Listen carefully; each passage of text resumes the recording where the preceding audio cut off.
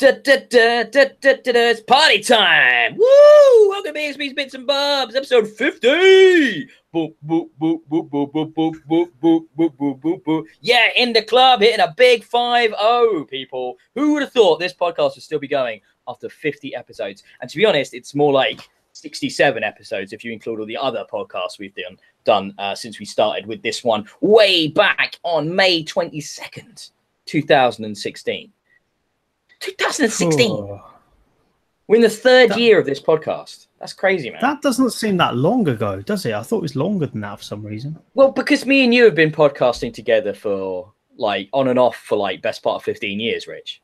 So it's kind of like if you go back to early days of Bxb, when it was Xbox, and then you know, I went, I came back. You know, we've been doing this merry dance for some time now, sir.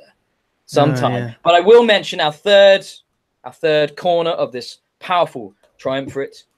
Joel joined us on January the 7th, 2017. I did a little bit of research, and he actually came in for that Game of the Year podcast that we did that year, and joined me, Richard, and Adam, who was our PC editor at the time. And that was his first podcast. Back, Adam. Yes, come back, Adam. We miss you. We know you're busy making video games, so it's kind of a good excuse to not be talking about them. I imagine you probably want to get away from that. But Joel, yeah, you came in for like Game of the Year discussions, and that is the deepest of deep ends to come in at. And I remember you fitting in very nicely, sir. Oh, cheers. I actually thought I couldn't believe it when you put the link up. I actually thought I'd been on a few before that, or I couldn't believe I jumped in on Game of the Year. But yeah, so it's. I think you'd done a few bits for us on the site, hadn't you? At that point, yeah. Podcast is the difference. Yeah, getting you into that podcast, and it is a bit of a fight. Those podcasts, so it's a cool one to come in at. But yeah, 50 of the main Bits and Bobs episodes. Please check out the show notes because there's an amazing picture linked in there to Richard and his. The only difference in Richard's life is his beard, because he decided to look like Captain America, didn't you, Richard? That was the inspiration. Yeah? Well, I just want to make it clear, I'm not trying to look like Chris Evans. Well, why wouldn't you? Every day I strive for Chris Evans. like my physique, you name it. It's 100%. It's like I ate Chris Evans. Yeah, it is. Thanks. Cheers, Rich. That's right. All right, baldy. I hadn't said anything about your lack of hair for a while, so I feel like it's time to mention that Richard's bald. If you only listen to this on audio. Style choice. Yes, sure, right. Yeah, sure. I believe you. Nobody else would. What have been your highlights, or what's your fondest memory of Bxb'S Bits and Bobs and in general, Richard? While we're doing the nostalgia trip here, I suppose I like Game of the Year stuff because they just go on for so long and they're so painful. That's a reason to like it. It's like eating hot peppers, you know. It's not so great when you're doing it, but you somehow want to do it anyway. It's an exciting time of year when you look back at everything that's come in that year and you're like, weighing it up and judging it. And we hammer out a list, don't we? We really did a big one this year. We took a lot of time and getting that top 10 list down and stuff. And I super enjoy that. I mean, I always enjoy E3, talking to you guys about the new stuff to get hyped about. That's always a highlight of any year for me. When it's a good one, yeah. I mean, this year's was a bit flat, don't you think? I think it was one of the better ones. Since a good show, but I think since we started doing this, I think it's probably the best E3 we've had. Yeah, I think it probably was. If you think about the last 3 years of E3, I will give a shout out, by the way, to it in our first ever episode. I think he only ever did one episode with us, maybe two. Is Gavin? Do you remember Gavin, Richard? Gavin Mitchell. I miss Gav. Yeah, Gav was a good guy, and I think just busy. You know, people come and go sometimes because let's be honest, like we've had lots of contributors over the 3 years or so we've been doing this. Life, families and stuff like that. It is tricky to find time to play games for review around work, around full-time jobs, and around family life. Kudos to Joel with his two young kids. Comes on every 2 weeks to talk shit and write reviews and stuff with us. And Mate, I don't know how you do it, but I mean, I find it hard enough without any kids. So it's impressive. Understanding wife, I guess. I think must be. Maybe. Yeah, definitely. Very understanding. Very understanding. She knows you need your time away from all that, I suppose. That's a balance, isn't it? To be fair, at times like at this point of year, it's a good compromise because all she wants to do is watch Love Island. So it's kind of oh yeah, I can negotiate on that. Oh, if you watch Love Island tonight, honey, why don't I go upstairs and play on the console? Works quite well. I've never seen Love Island. Is it as bad as it sounds? Oh, it's proper trash TV, in my opinion. Well, I'm sure we're talking about, there you go, segued in there. We might bring up a few more bits of nostalgia and memories from the last 50 episodes as we go further. But talking of trash TV, have you guys been watching anything over the last couple of weeks worth mentioning? Not worth mentioning, no. I like you put something on here and just put total garbage after it. Yeah, I spoke to you obviously last week about it, Ben, but I saw Netflix sent me the email saying, oh, we've added a film you might like, and I looked at it and I watched the trailer and I thought, you know, it's like some Ex Machina vibes, could be quite potentially interesting maybe, so I'll watch it. So the film's called Tau. It's a Netflix original, and it was awful. It was truly terrible. I can't think of anything good to say about it. It looks a bit like a sci-fi version of Saw. It's a little bit maybe, and some that's probably a fair description. I think there's elements of misery maybe in there, but it's a really bad interpretation of it. So what's the concept? The concept is that some the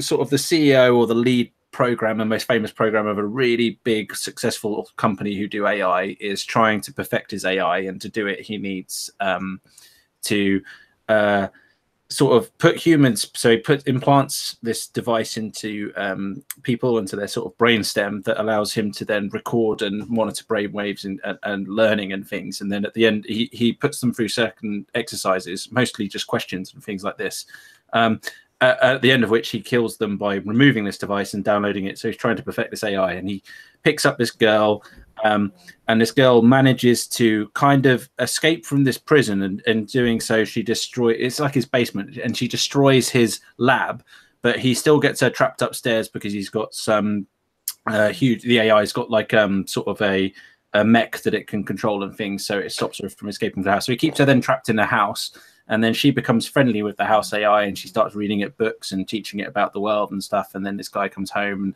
then they all pretend they don't know each other. And it's all, and eventually like the house blows up and she escapes. And it's pretty tacky. Spoilers. And they all lived happily ever after. I don't think you could probably spoil that, to be honest. Is there a sting in the tail of it? Like, is it, oh, but she didn't really get away? Or does she just get away? No, it's kind of, there's no real sting in the tail of it. Oh God, that's so disappointing. That's a spoiler, I guess. It's just really rote and cliche. Yeah, I suppose so. Anyway, we've already given it too much time. Yeah, we should move on. Let's talk about something good. I'll watch Glow, guys. Glow season 2. Need to do it so bad. On my list. So good. I can't spoil it for you because neither of you have you started it at all? I've watched one episode. I watched it last night, and God, I love Mark. He's just such a brilliant character in that series. Mark Maron. Yeah, he's great. He's such a miserable curmudgeon, and he's so funny. It's a really good series. Without saying too much, I think one of my favorite episodes, it plays out as an actual wrestling TV show episode. Oh, wow. Amazing. Dispenses with all of the drama. It's just an actual episode of Glow. Oh, that's so cool. I'm down. That sounds, yes. I mean, it's in a super cool choice of my wife. She had a birthday this week, and we both had it off work, and I asked her what she wanted to do, and she said, can we just stay in and marathon something? And it was either Glow or The Expanse season 3, and we ended up doing all of The Expanse season 3 in one go. And that was bloody excellent as well, to be honest. I know neither of you guys really watched that, and I'm always banging on about it, but it had a weird thing. In season 3, it was really strange, because the way they cover the books in this is they kind of do. They don't necessarily. It's not like each season is one of the books. It's usually it sort of overlaps. So there's a point in the middle of this season where the second book finishes, and it kind of has a conclusion, and there's a big climactic thing, and it all wraps up. And it feels like a season finale in the middle of the season. and then it sort of kicks off into the next episode, a whole different story arc. There's like a time jump. There's like completely new characters. A whole bunch of the previous large sort of existing characters just disappear basically, and they're done with, and you don't see them again. And it's like, oh, that's really strange. Like in the, like episode 7 or something, you know, to have that break. And it took me a good like 2 episodes to sort of deal with that and move forward with this new status quo and this new characters. I mean, where they ends up at the end of the season is fantastic, and it's really, really cool. And I can now see why they did it that way, because the plot points they wanted to hit to leave at the end of the season make a lot more sense than maybe it first did. However, it still feel really strange, and an odd decision. But the whole show is now pivoted in a massive way for the next season, which is now going to be on Amazon. So that's exciting where it's going to be. And I'm talking in massive generalities, but if you've watched it, you know what I'm talking about. And it's super, super cool. And if you like good sci-fi, you need to be watching The Expanse. I also watched, and Joel will appreciate this, loads more Dragon Ball Z Kai. I have now finished the Freezer stuff. Oh, good shit. I'm done with Freezer. Well, as much as you're done with anyone. When you say done with Freezer, exactly where are you? Seemingly Frieza's dead, the Namekians are on Earth, and Goku should be heading back. Okay. Okay, can't tell anymore. Oh, okay. Yeah, but you're never done with anybody, I feel like, in that show. It's like everybody always has the potential of coming back because they just dream up new MacGuffins. That's why I love it so much. It is the most anime, and I'd never seen it before, and I am proper fucking hooked. I'm like 50 episodes in, and I can't stop. It's just so good. Richard, have you ever watched Dragon Ball Z? Maybe when you were a kid. No, I haven't. It seems like one of those huge sprawling shows. I don't know. I could hundreds and hundreds of episodes. Even the Kai, which is the kind of edited down version, of which there's a lot less episodes than the full Dragon Ball Z. Even that is hundreds of episodes long. So it is, but they're only like 20 minutes ago, and you skip the intro at the beginning, you skip the outro at the end, and it's like 18 minutes an episode. However, even then, you know, that is a lot of animated fighting, but good, so good.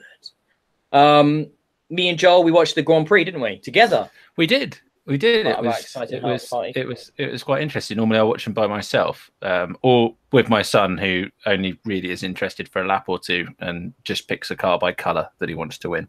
But yeah, it was quite an entertaining Grand Prix, wasn't it?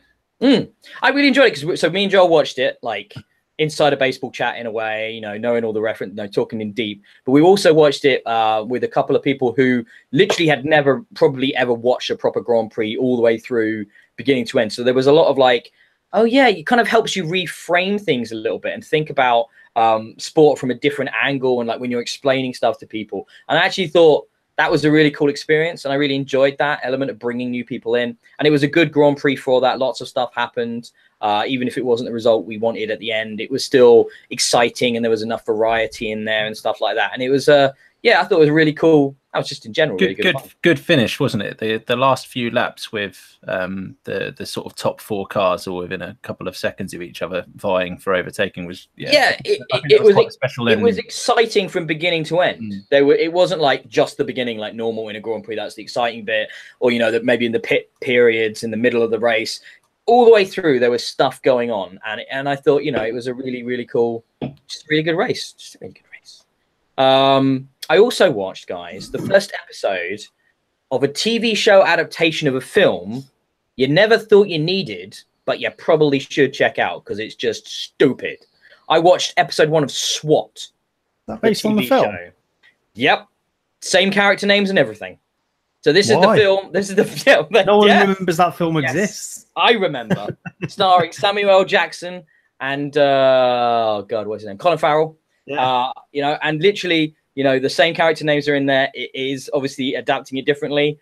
They could have done stuff to like maybe incorporate those characters, but they didn't. They're just straight up redoing it all, and it's just militarized police forces shooting heavily armed bad guys throughout LA. So why not? And the first episode is directed by Justin Lin, you know, director of Fast and Furious films and the last Star Trek. So it's really well shot. I wonder if the production values and quality will continue. Probably not.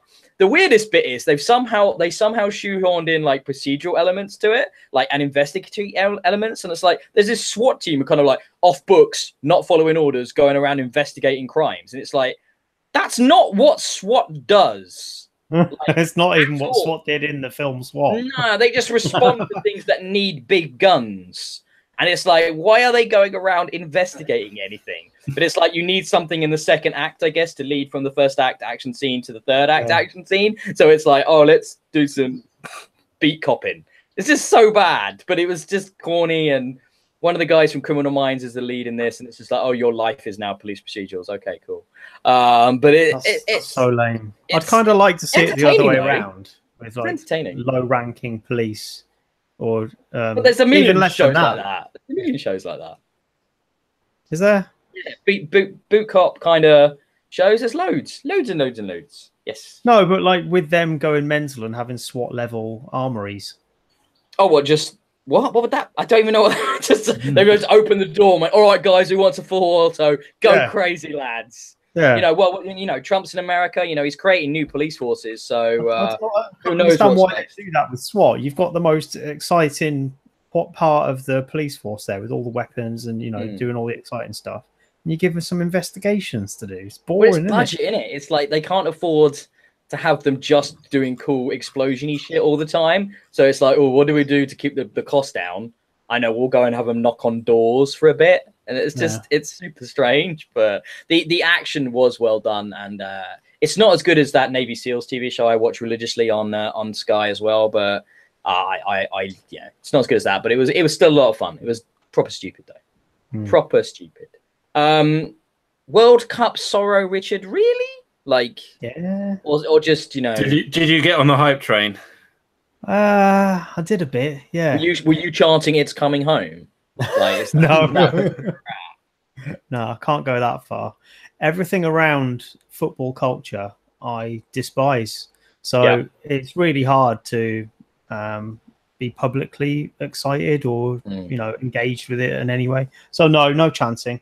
But I did start watching some of the matches when it became clear England had a good crack at it.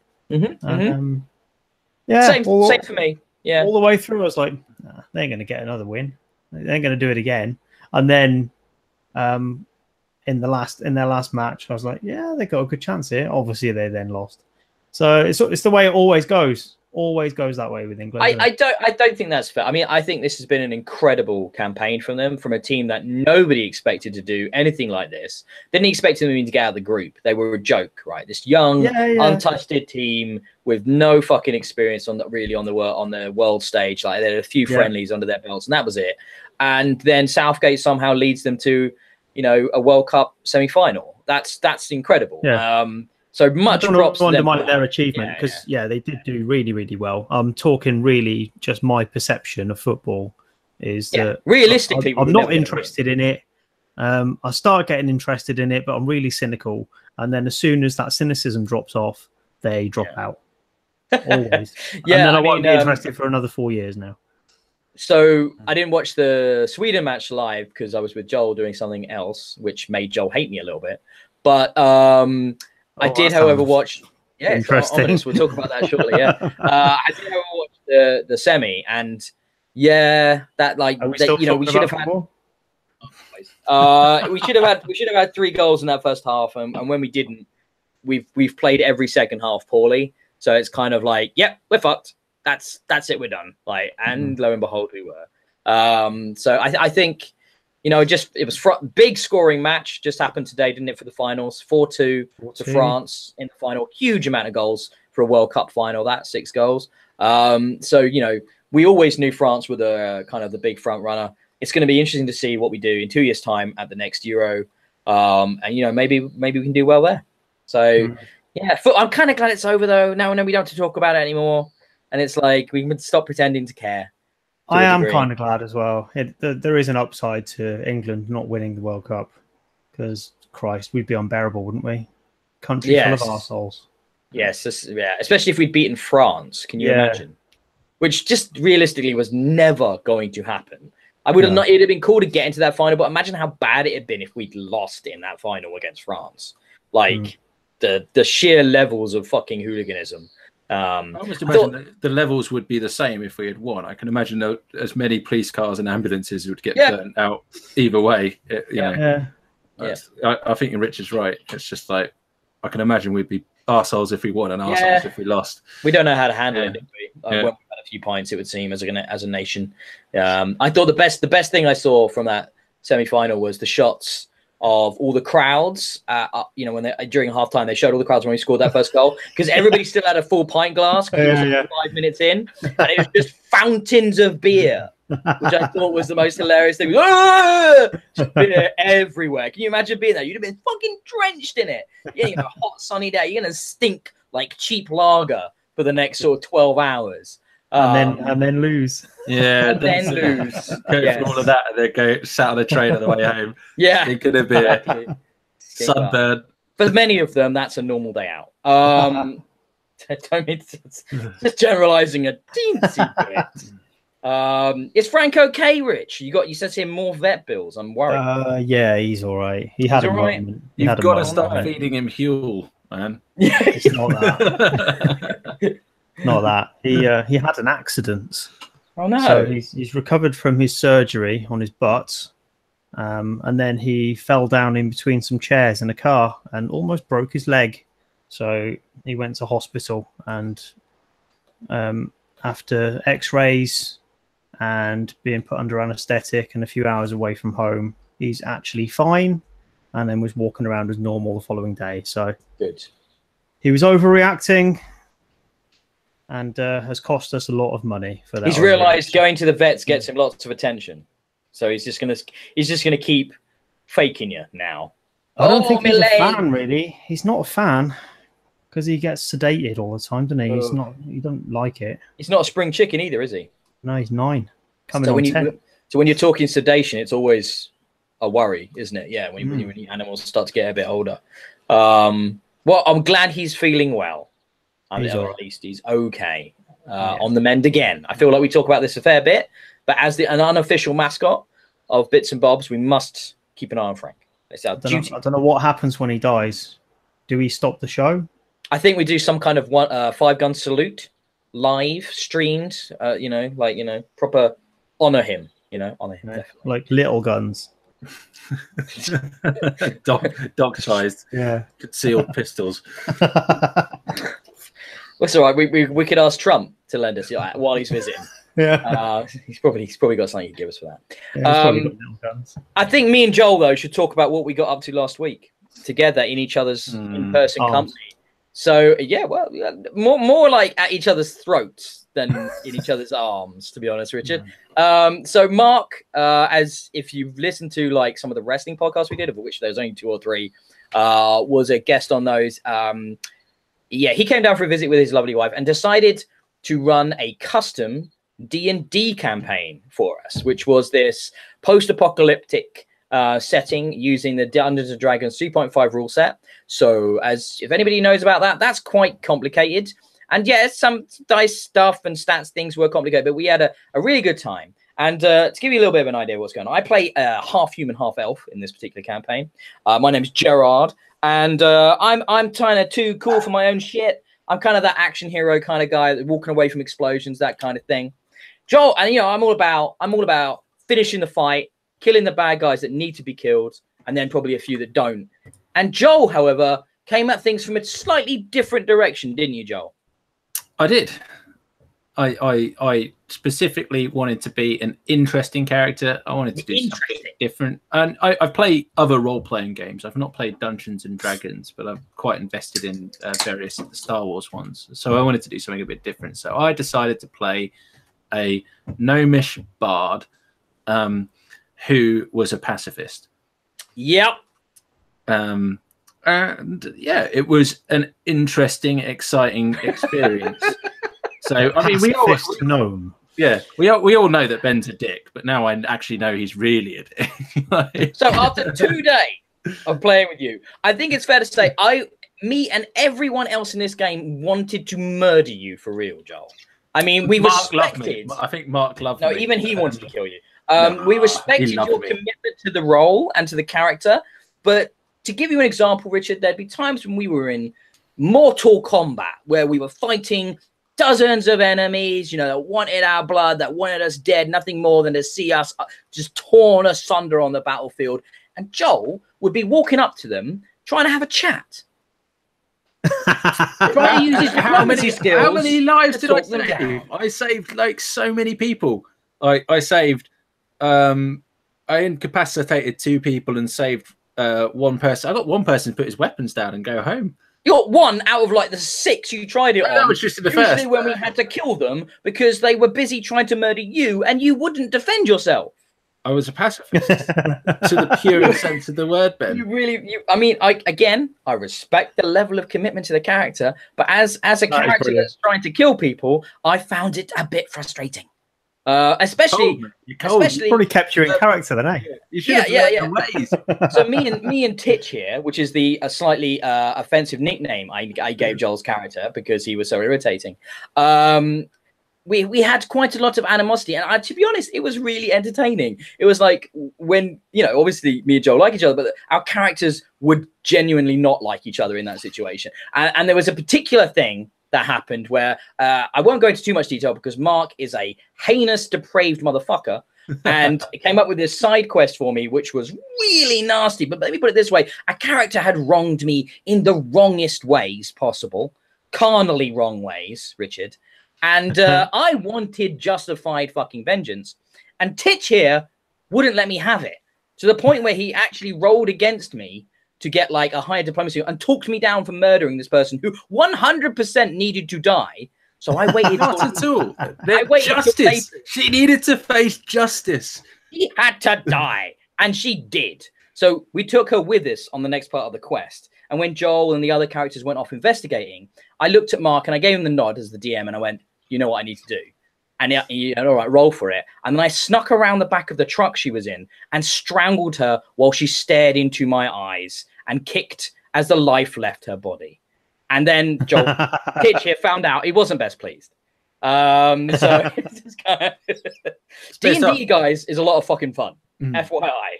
Just great fun. It is brilliant. It was interesting playing it really was a different character trying to do something really. I had to freaking the best thing about that. So Ben strangled her, and we were in the middle of some investigation trying to look for evidence to try and work out where this stolen water wagon had gone.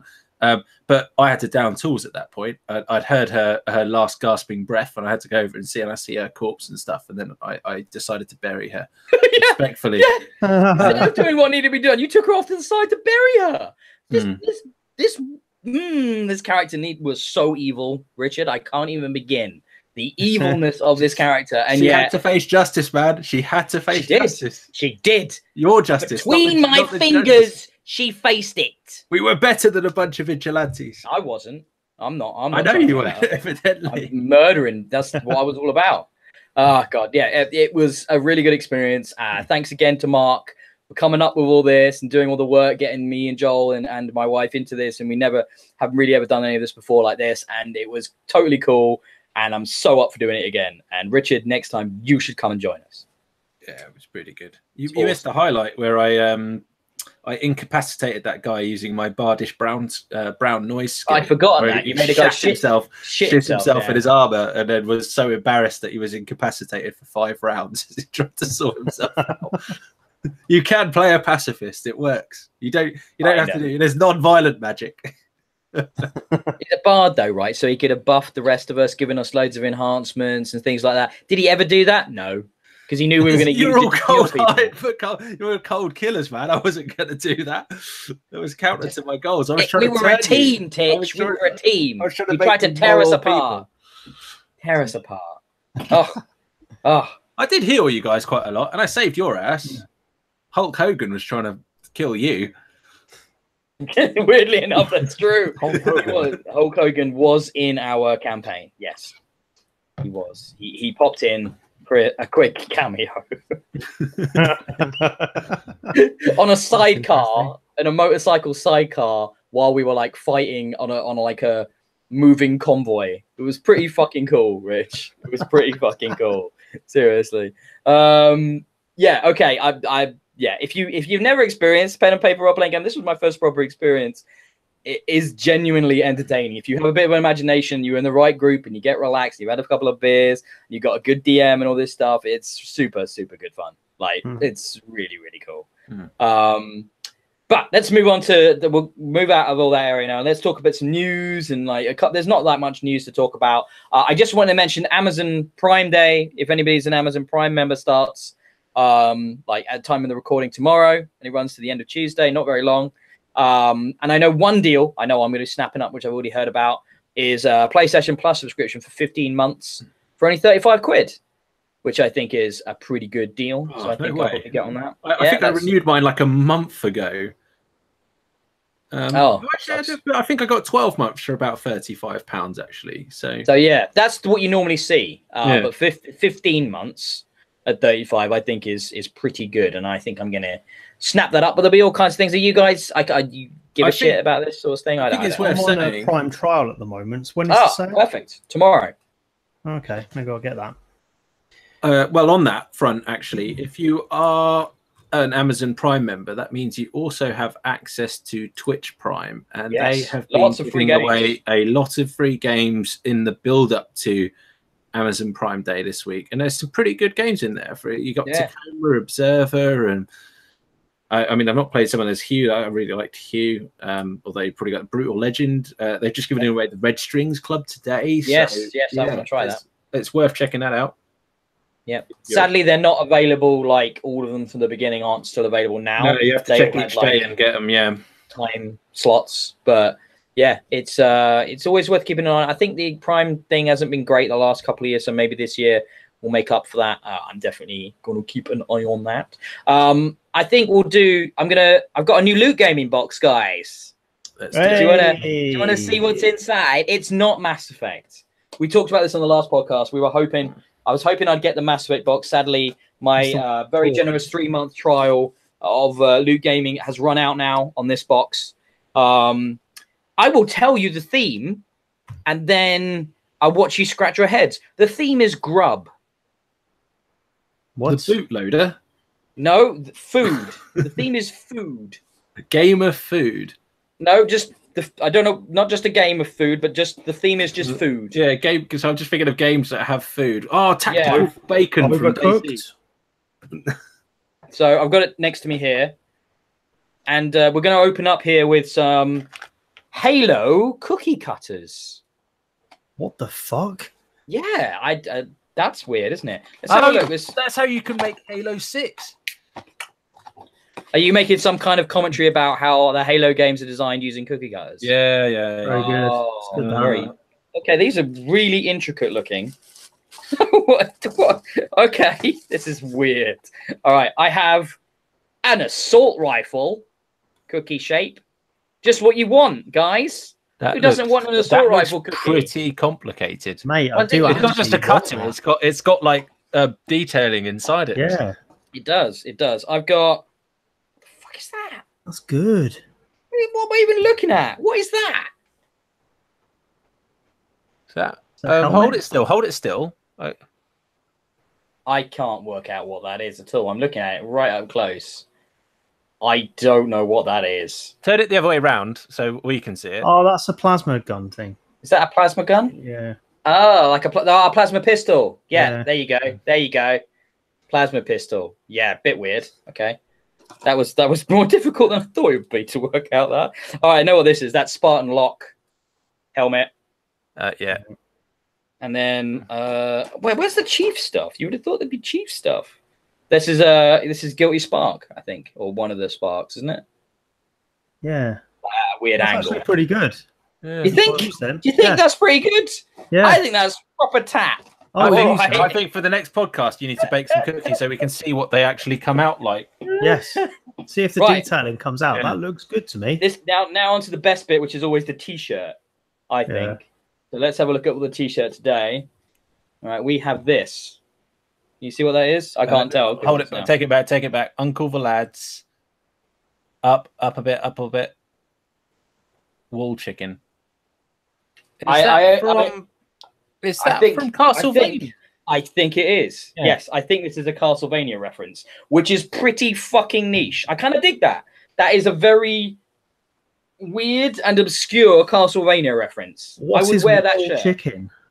Because you used to it's chicken and health. Yeah, it's a health pickup. There's chicken and beef, isn't there? Roast beef's like almost full health, and the roast chicken was like half health, I think. Why wall though? Because it comes out of the wall. I don't know. Yes, sometimes yes, you'd smash the candles or blocks, wouldn't you, and it would come out. Yeah. This one we're all going to get very easily. Who the lad is though. This one we're all going to get because we've all had one. It's a chicken dinner. Well, Vlad is Dracula, isn't it? Who wants my chicken dinner? Who wants my chicken dinner? There you go. Chicken dinner pin. There you are. Yeah, see that? Bit of PUBG reference for you. Okay, this I don't get. I don't know how this is grub. Okay, it's BioShock Infinite socks. Edible socks? How is kinky? I'm not sure how that's food related. Is it plasmids? I was just going to say maybe that's what these little logos are on it. Yeah, maybe it's plasmids. Tangential. But we'll allow it. We'll allow it. Okay, what the fuck is this? Okay, I have a sealed pack. I'm not really sure what it is. This is great radio if you're listening in. I'm sure I've said this every time we've done this, but this is the sound effects department have gone all out for it. Yeah. It's an apron. It's an apron for all the cooking I don't do. Well, you've got to make some cookies now, so you can slap it on, can't you? This is, I think, a Skyrim apron. What the fuck? Skyrim ported to an apron. Skyrim apron. Why? Why, God, why? That's so... This is the thing with these boxes. The themes that they come up with sometimes feel like they looked in the warehouse and went, what the fuck can we put in this box? Oh, I've got a Skyrim fucking poster. Of all the things to have on a poster in 2018, let's have Skyrim, which came out like 40 years ago. Fantastic. Well, I suppose it did come out again this year. But it comes out every year, Richard, so you can't really... Did you see, was it Todd's tweet about, response to a tweet about it? Where he's, I think somebody asked him, why do you keep porting Skyrim to everything? And he's just literally like, why do you keep bloody buying Skyrim for everything? As long as you're buying it, we'll do it. Well, I will say this, one of the coolest things about this Loot Crate stuff is that it's like, they're all exclusives. Those things I just showed you, that t-shirt's an exclusive, the pin's an exclusive, the apron, which is amazing, is an exclusive. The cookie cutters, those particular designs are Loot Crate only. And those amazing BioShock socks, which probably won't even fit me, I bet you, are also exclusive. So that is cool. I like the t-shirt, this month's t-shirt. I like that. I will wear that t-shirt. The rest, less sure about. It's been a random little segment. I have enjoyed doing the unboxing with you guys on the show. I have to say it's quite a good laugh. But so I said I'd come to a conclusion about this after 3 of these boxes. I'm just not sure it's worth it. They do an apparel box, or an apparel thing, where you can just sign up for t-shirts and socks and stuff. It's not just gaming, though, is it? I don't know if you can be specific. I'm not sure I looked into that. But if I was going to do anything, I'd probably do that because I just don't need the plastic tat in my life, you know? It'd be okay if it was a bit cheaper. It feels like it's priced as... It's not really a throwaway amount, is it? No. It's quite expensive, just to have the... It's fun opening it up. I mean, like, seeing what you're going to get. I was kind of surprised how few items there are in the boxes for the price. Yeah. Like, and the size of the box. It's certainly not, like, rammed full of stuff, is it? It's, like, 4 or 5 little things.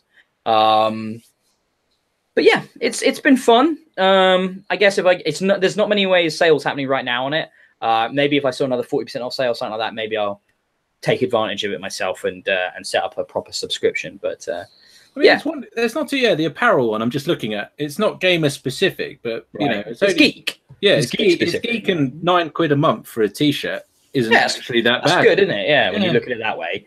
I mean, £10 a month for a free pack of undies. That's not even that bad either, is it? No, exactly. See, that's a bit more along what I would consider doing, because I like random t-shirts. I like that Castlevania shirt. I'm definitely going to wear that. I'm not going to wear that Overwatch shirt because it's a bit too on the nose, but that one's cool enough. And I have been wearing my Dark Souls shirt and quite enjoying that. So yeah, there you go. So that's the end of that little segment from the last few episodes. So, guys, we've been having a lot of fun here. I guess it's time to do the inevitable down a bit of news that's happened in the last couple of weeks. There's always something. It seems there's always some crazy bullshit. And then the newest crazy bullshit to appear is around ArenaNet. Now, you guys have looked into this. I asked, did a bit of reading and stuff. Yes, I've done my homework. I'll give you the long and short of it. Basically, a female developer, and it is important to stress it's a female developer, was talking on Twitter and posed sort of a problem that she was having and how she had chosen to deal with it. And then pretty much got mansplained by someone about how the best way to handle this issue would be, in which she basically said, F off. In politer terms than that, but she wasn't particularly diplomatic. She wasn't interested in taking this shit anymore. And she fairly argued that, if I was a guy, you probably wouldn't be trying to tell me how to do my job in quite this fashion, So another one of her friends at this particular studio, ArenaNet, guys behind Guild Wars 2, chimed up later on in this sort of chain to defend her. He was very diplomatic. He was much more sort of normal about it, and didn't get as cold about it. He was, much more kind of friendly about his sort of support of her and disagreement with the people who were really starting to, at that point, become very hostile towards her. And the way ArenaNet responded to this was to fire them both. It's mad. It's mad. Not just fire them, but actually make a big deal publicly about how they have been fired. Yeah, and as if to set them up as enemies of the community almost, legitimizing the attacks on them. Yep. As well as firing them. So not cool. I mean, I know in America, employment law is very different to the UK, where this podcast is based, obviously, for now, where we have protections in place at the moment, at least, that prevent dismissal out of hand of that nature. You have to do something really crazy, like gross misconduct, to get fired on the spot for something. In America, they have very, very different laws, and they have the sort of different, it's state-based, and some states will have better defense of the employee, whereas others will be very much on the side of the employer, and you can just be let go for any reason that they deem necessary. And clearly that's what's happened here. And this developer has basically said, that these two individuals were acting hostile towards the community and not sort of conveying the feelings of ArenaNet towards their community, and therefore had to go.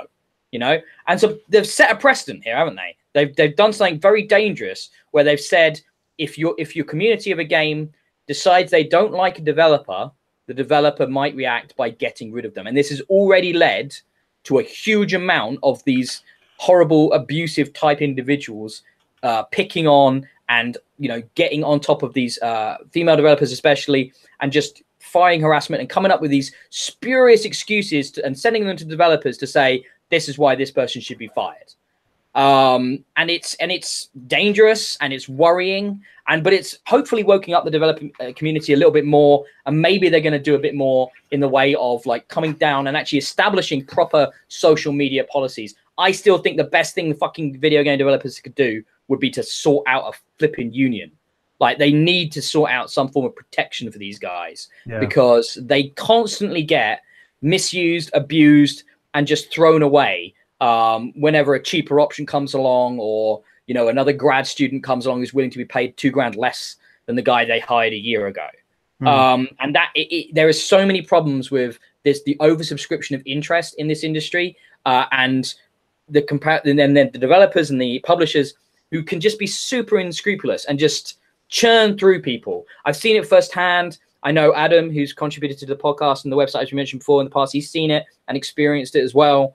And it just is a very bad working environment in some of these studios. Not all of them are like this.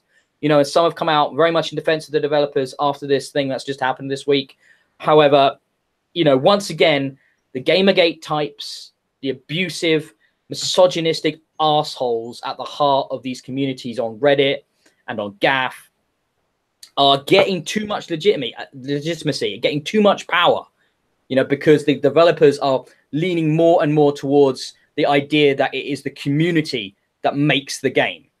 And it isn't. The fucking developer makes the game. The end game here, because that type of audience is not going to be satisfied with getting a couple of people sacked. That's like blood in the water to them. That's not going to it's not going to resolve anything. It just makes the whole situation worse. I really don't know why we even know about this story, because having sacked these people is bad enough. It's just unbelievable that they think it should be public knowledge to encourage more of it to happen again. Why do it? The timing was unfortunate. It happened over the July the 4th holiday sort of period in America. So a lot of the direct management at ArenaNet were not actually there. They were on holiday.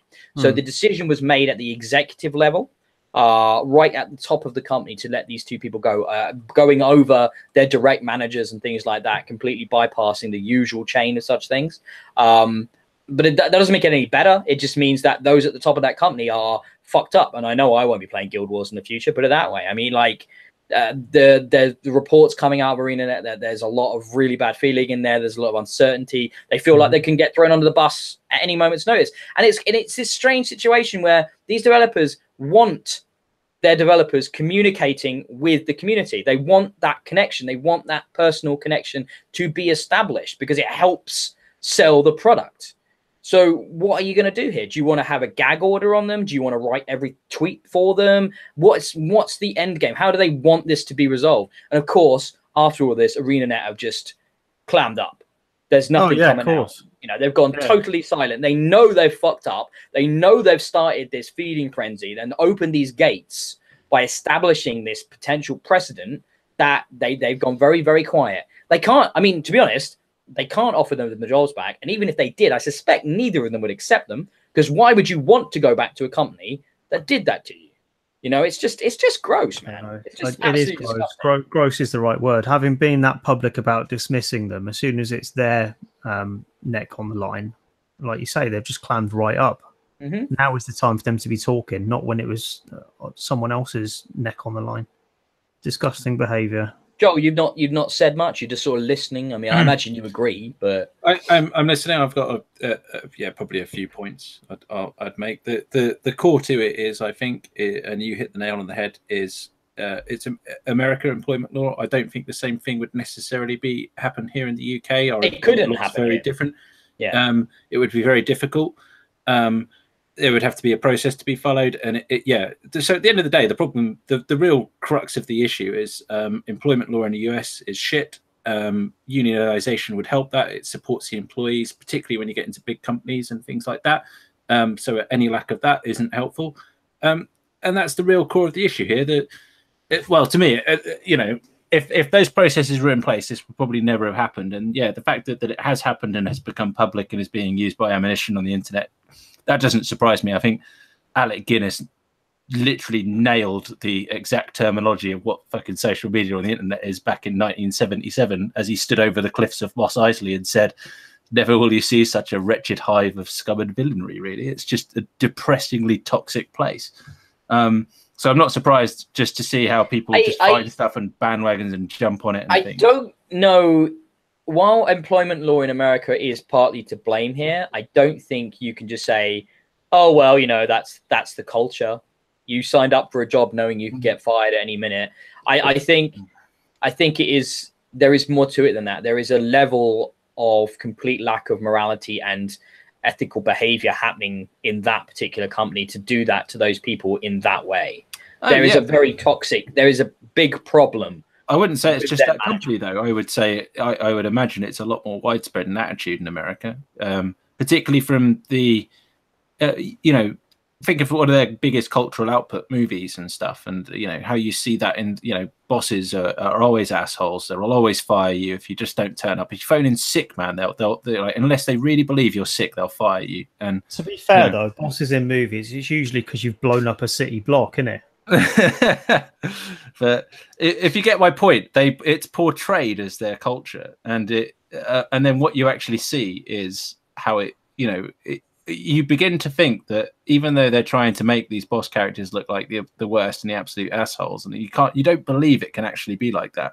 Oh, but it is. Stories like this, it can be, almost just like, oh my god, it is like that. It's crazy. I think one of the biggest problems is a lack of concrete guidelines regarding social media. That was the big issue that's come up for here. So this woman who's been fired, she said, you know, well, I didn't know anything I was doing was breaking any rules. So therefore, how could you fire me on those grounds? it's kind of like, you know, it's ridiculous because they don't, you know, if you don't want me to ever post on social media about where I work or about anything to do with what I do as a job, then tell me that and I won't. No, you know, it's quite simple. They told her the opposite. They encouraged her. Yeah, they encouraged her because they want that engagement with the community. Isn't that the difference between if that had happened here, then there would be no precedence for her to be fired or lose her job, and she'd have, if that is what they had tried to do, she'd be able to appeal it. There'd be a huge process to get a payout. It wouldn't be immediate dismissal. There'd be there's no way it could be immediate. It would have to be a longer drawn out thing. So, and that gives everyone a chance to sort of, you know, cool down a bit and put things into context and stuff.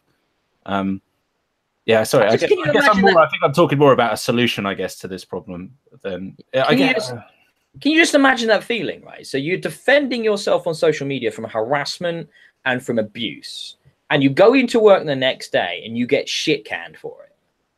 It's like that is so fucked up. Yeah, that is so fucked up. And it's just even beyond. If you went on social media today and you just you know, to no one, not in responsibility, said something like, my fucking job sucks, I hate my company, right? You know, something like that. And you get shit canned for that. For sort of like, you can there's a degree of like logic to that. However, the idea that now, you know, these toxic motherfucking gamers, once again, these disgusting assholes that make it difficult for you to say to somebody, oh, I'm a gamer, because you feel ashamed. Once again, they are being empowered by this. It is just like they've if you read these articles, that it's already coming out that, you know, there's form letters out there now. They are targeting more women. They are targeting more people of trans who are, you know, all kinds of like minorities on the outside. Yeah, they see a kink in your arm and they'll go for it. And there's fuck all you can do about it, because social media, like you said, is a hive of scum and villainy. It's a very accurate description. It's a completely toxic shithole. I don't know why people use it. Like, literally, it's my opinion. I can see its good intentions, but it's overwhelmed by the vocal minority, who rather than the calmer, less vocal majority, I would say, and that's the problem with it. So yes, more shit. I'm sure there'll be more developments in this. I expect ArenaNet will have to say something at some point, because they're just going to keep getting bombarded for comment, and they'll have to say something. Maybe after this weekend, but I do hope, you know, the sad thing is, it's, you know, it makes women and minorities want to not get into the industry, doesn't it? It puts people off, you know, potentially creative, intelligent, amazing people that could really bring something to this thing we love, this hobby we all adore, and it puts these people off, and it's so fucked up. This should be such an inclusive thing. I would say come to the UK, but we're still in the process of probably putting the last few nails in our own coffin, so maybe wait a bit. And, you know, and if the dust settles, come here, because actually employment law cares a little bit more about the employer. For now. Like just move to Ireland. Move to Ireland, you'll be all right there. There's lots of places that are much more nice. If you move to Ireland. It's probably not the only reason to leave America, because soon there's going to be this brand new immigration police force that is controlled directly by their psychotic president. And, you know, he can decide whoever he wants, he can just kick out as an immigrant. Because let's be honest, every American is a fucking immigrant if you go back far enough. So it's like, yeah. So, yeah, you might want to quit that place. Well, yeah, still can. Just a suggestion. Yes. Yeah, let's move on. Yeah. Let's move on. Let's move on, and let's talk about happier things. I'll talk about a game first. It's not a happier thing at all. I've been playing the Long Reach. I've been playing the Long Reach on Xbox, and it's not happy, because it's actually quite a depressing, scary, oppressive game. It's a pixel art adventure game, and I don't think I like adventure games, guys. I've come to this conclusion. Adventure games in an old school, non-evolved style, which is what we have with the Long Reach. And by evolved, I mean, if you play something like Thimbleweed Park, you know, they have a hint system in place that helps you if you get stuck. No, we don't have that in the Long Reach. We just have, you know, when you're walking around and it's like non-logical puzzles almost, where you have to just pick an object and then try and activate it on everything in the environment. So right, so that's it is what we have with the Long Reach. Point and click adventure. Oh yeah. Yeah. Okay. Oh yeah. And it's got a great setting. It's this sort of, you know, monsters have appeared, something weird has happened. It's got a really oppressive style. Is it zombies? Is it something else? But I'll give you an example. I have to go in an elevator, right? The elevator has an electrical problem, right? So I'm wandering around, and then I go down the hall, and there's a monster. And I'm like, oh, there's a monster, but he runs away when I come near him. Okay, maybe I need to get something from the monster. So see, I'm thinking adventure gaming. I'm thinking logic in these situations. So I go and find some chocolates, and I use the chocolates to bait the monster. And the monster comes back, and he leaves something. And I pick it up, and it's a rubber chew toy. Rubber, I think. Doesn't conduct electricity, does it? So I go over to the on the Fritz elevator, which is sparking away, and I try to activate the rubber chew toy on the elevator. Nope. Doesn't like that. Doesn't fit. Oh, okay. All right. So I wander around 5 minutes, 10 minutes, 15 minutes, looking around. Nope, nothing else to find, nothing else I could do. All right, I will start trying to just everything in my inventory, I will activate on everything in the environment. Click, click. Another 10 minutes, still clicking. Right. Finally, rubber chew toy. I click on a vending machine, which happens to be broken. So there's a glass, and it cuts the rubber chew toy into like a sharper key-like implement, which I can then use on the elevator. Fuck off. And you're just like, I knew the solution to this, but you added a pointless, obfuscated step to make the game longer. There's just no need. Like, at what point did you think that was good game design? I mean, and it's such a shame because it's got a really good vibe, this game. But when I went online to look at walkthroughs, I didn't watch any. I saw a full playthrough of this game was an hour and a half long. And I realized, this is here to pad it out. That's why this is here. This is why there's bullshit puzzles that don't make fucking sense. And it's like, I knew the fucking solution. Why did you do that? And it's like I said, I like the environment. I really like the sound design. I even like the pixel art on this game. It works really well with it, with the design of it and the look of it. And it's got awesome dialogue, and it's well written, and it's got some really funny kind of like multiple choice dialogue options. You know, they're really, you know, it's all text based, but it's witty and it's engaging. But I feel like I'm not going to get to experience this because the game design is so just hit your head against the wall, kind of boring, which is a bit of a shame. Okay. Yeah, it is. It is. It's shame like after Thimbleweed Park, because that really did it properly. So that had the layered tips thing, didn't it? Where it's like you could get a little bit of a clue, and then more of an obvious clue. Not even that. It was structured. Well, who did that? Well, somebody did that, didn't they? And then it was like, then you could just get the answer if you wanted. I think it did have hints, but it was designed well enough that you didn't always need them. So it would give you kind of a helping hand in how it was exploring the story. So it'd say what you've got to do next, and it would give you enough of a hint within the narrative. So it was never really an explicit, you're stuck, you need to do such and such. It was Ron Gilbert. Or look in this hole and use this item. I mean, that's the difference, isn't it? So Thimbleweed Park is developed by like one of the granddaddies of the genre, who gets it better than pretty much anyone. Pretty much the founder, isn't he? Yeah, exactly. Pretty much, I'd say, yeah. And then this is not. Like, this is a small indie studio from somewhere in Europe. And it's just a shame. It's just like, give me the cheat button. Like, I just want to experience the world. I mean, I like the puzzles, but I don't want to get stuck on them and feel like I'm being cheated by them. It's the biggest problem in puzzle games. The game I'm going to talk about in a bit, it has similar issues. It's not. Well, go for it. Talk about it. Do it. I've been playing the Spectrum Retreat, which is not a point and click. It's a 3D first-person puzzle game in the vein of Portal, and starts in a very similar way, actually. So you wake up, you don't know who you are or why you're there. You're in what appears to be some sort of hotel room, and it's a rather more plush and sort of well decorated than the room you wake up in Portal, which is a bit more austere and prison like. But still, it's quite a similar start. And the essence of it is you don't know why you're there, and you get a message in your ear to say, I'm going to try and get you out. And you're like, what? Isn't this a hotel? Apparently not. So it's not a real hotel. It's a simulation. And the objective of the game is to try and get out and find out why you're in there. And the way that you do that is by finding literal back doors in this virtual environment. So you walk around the hotel, I've drunk too much Coke. I'm going to belch, guys. Sorry. It's not the hard stuff, Rich. For the 50th anniversary.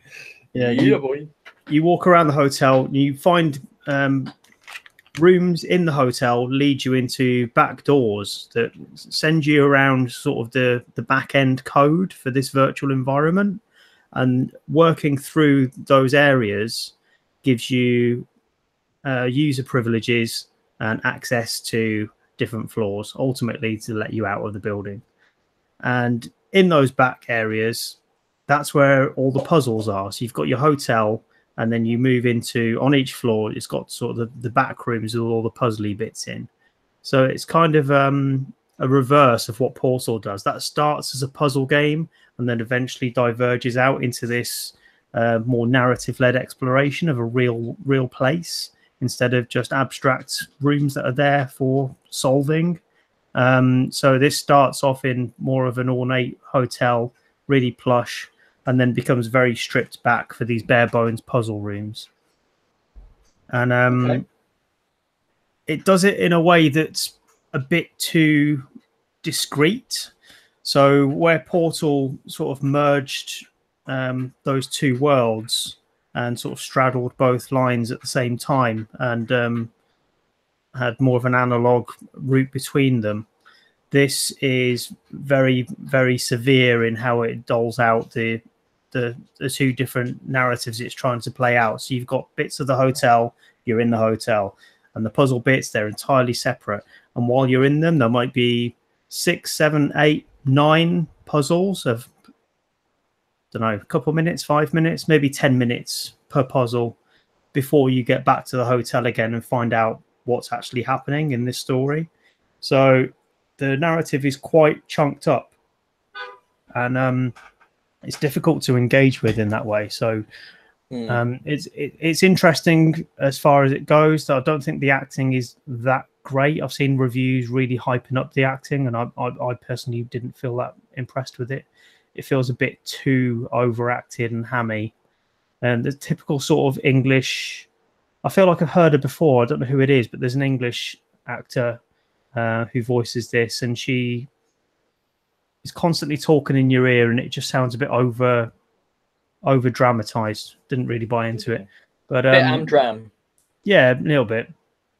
And the puzzle side of it, like you were saying about your long reach thing, where the puzzles are just a bit too detached from how you work through them as a newcomer to this world.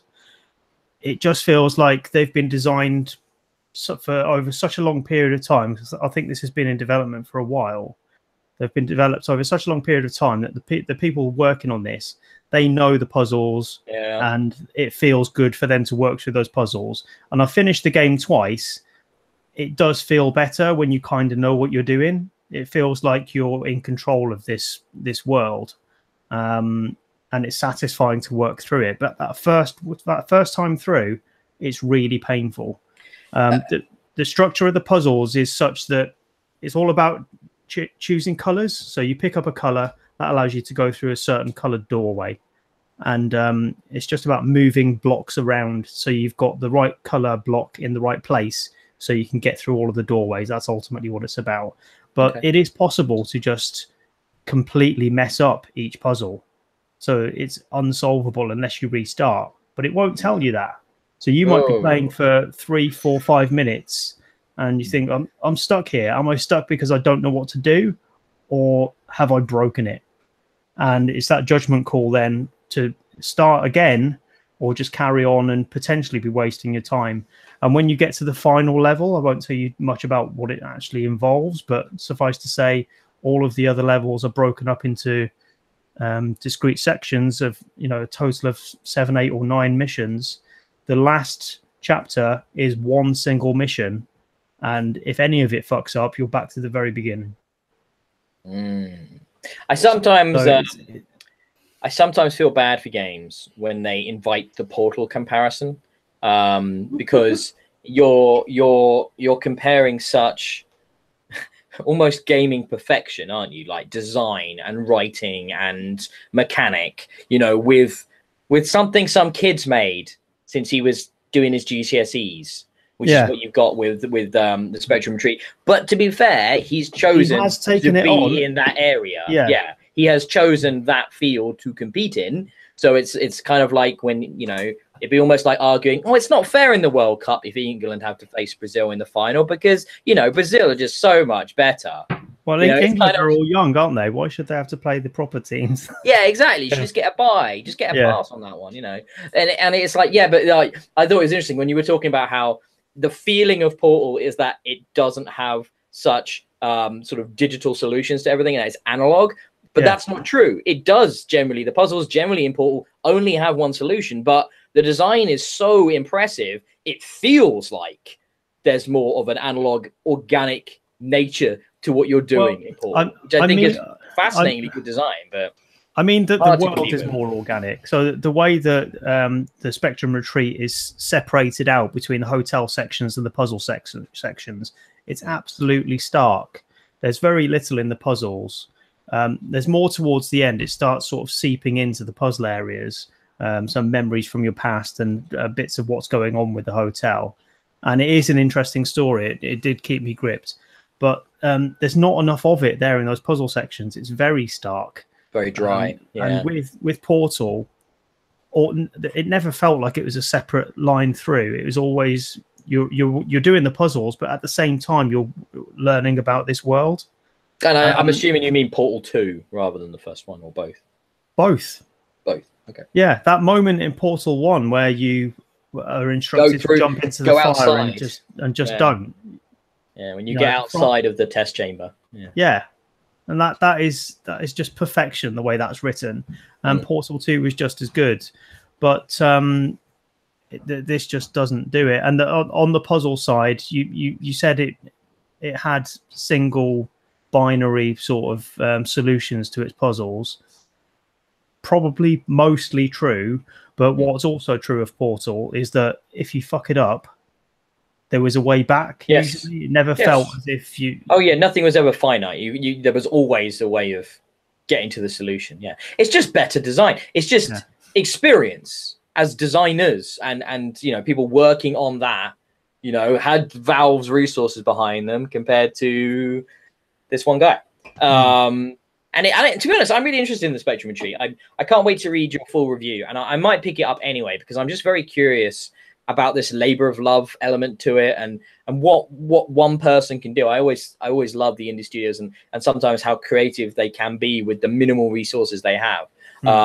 So yeah, I mean, yeah, it is actually pretty good. I mean, I came up against significant problems with it, but I am holding it to a high bar by comparing it to Portal. And like you say, it does attract the comparison. It is going for that comparison.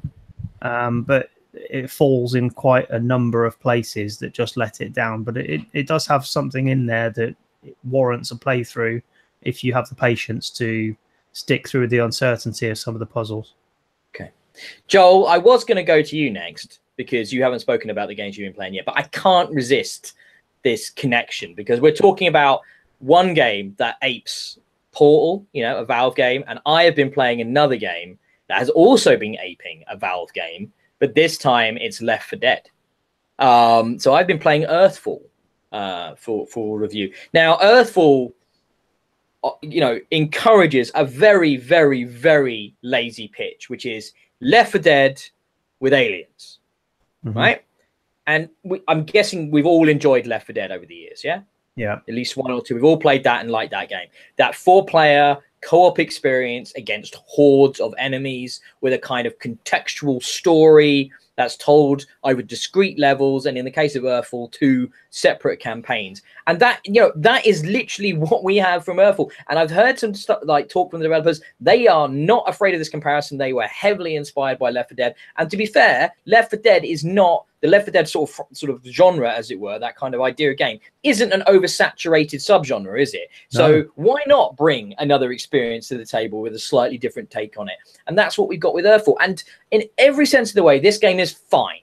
This game is fine. It's also come out a bit of an unfortunate time because it's come out at the same time as Warhammer Vermintide 2, which is another Left 4 Dead style game, right? Which is what the Funny comparison how that works out. Yeah, really unlucky. And when I reviewed the Vermintide, I actually put Left 4 Dead stuff throughout my review because it was so ready for that comparison. You know, it was clearly, you know, a very heavily inspired take on that. So I'm trying, and Earthfall is much the same. However, I've not played Vermintide 2. I have heard it's done some very interesting things developing that genre and bringing loot into it and character customization. Yeah, there's none of that in Earthfall. Earthfall, you know, you literally have the 4 characters that are almost the same archetypes as you had in Left 4 Dead. It just happens to be aliens this time. And in all honesty, the way the AI operates in this, they're not really much smarter than the zombies were in Left 4 Dead. They rush you. Things behave in a very similar way. The big difference is, and if you remember the thing that Valve really pushed with Left 4 Dead, was the idea of the AI director. Do you remember that? Yeah. Now that is definitely absent from Earthfall. Now, what the AI director did so well in Left 4 Dead was control the ebb and flow of the map. So it gave you breathing space between big onslaughts. It knew when to pepper in the special zombies, you know, to bring in the superpowered guys. Earthfall doesn't feel like that. Earthfall feels incredibly hectic at this moment. And I know the developer is listening to feedback and they're very active on their Reddit subreddit and, you know, they're listening to this. But at the moment, in the games I've played, you just get destroyed. If you're playing on like normal or hard, this game is really hard. They throw so much at you.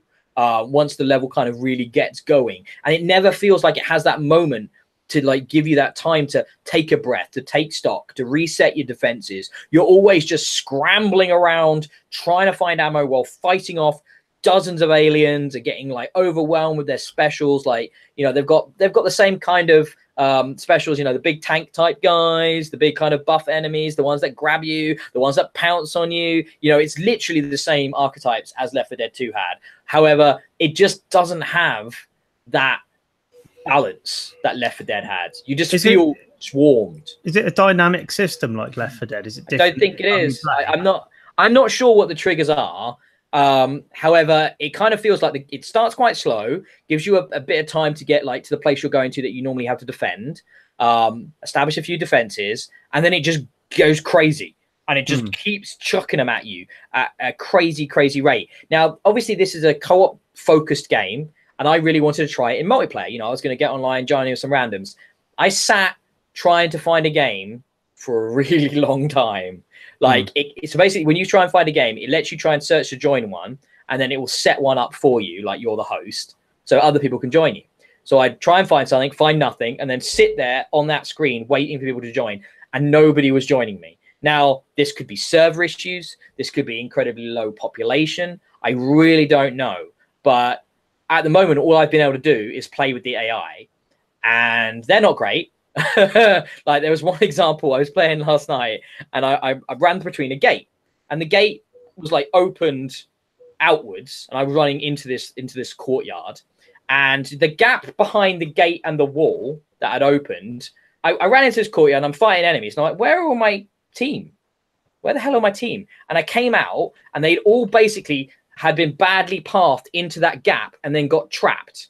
All 3 of them, my AI partners, were trapped in the same spot behind this gate, not helping me because they were stuck.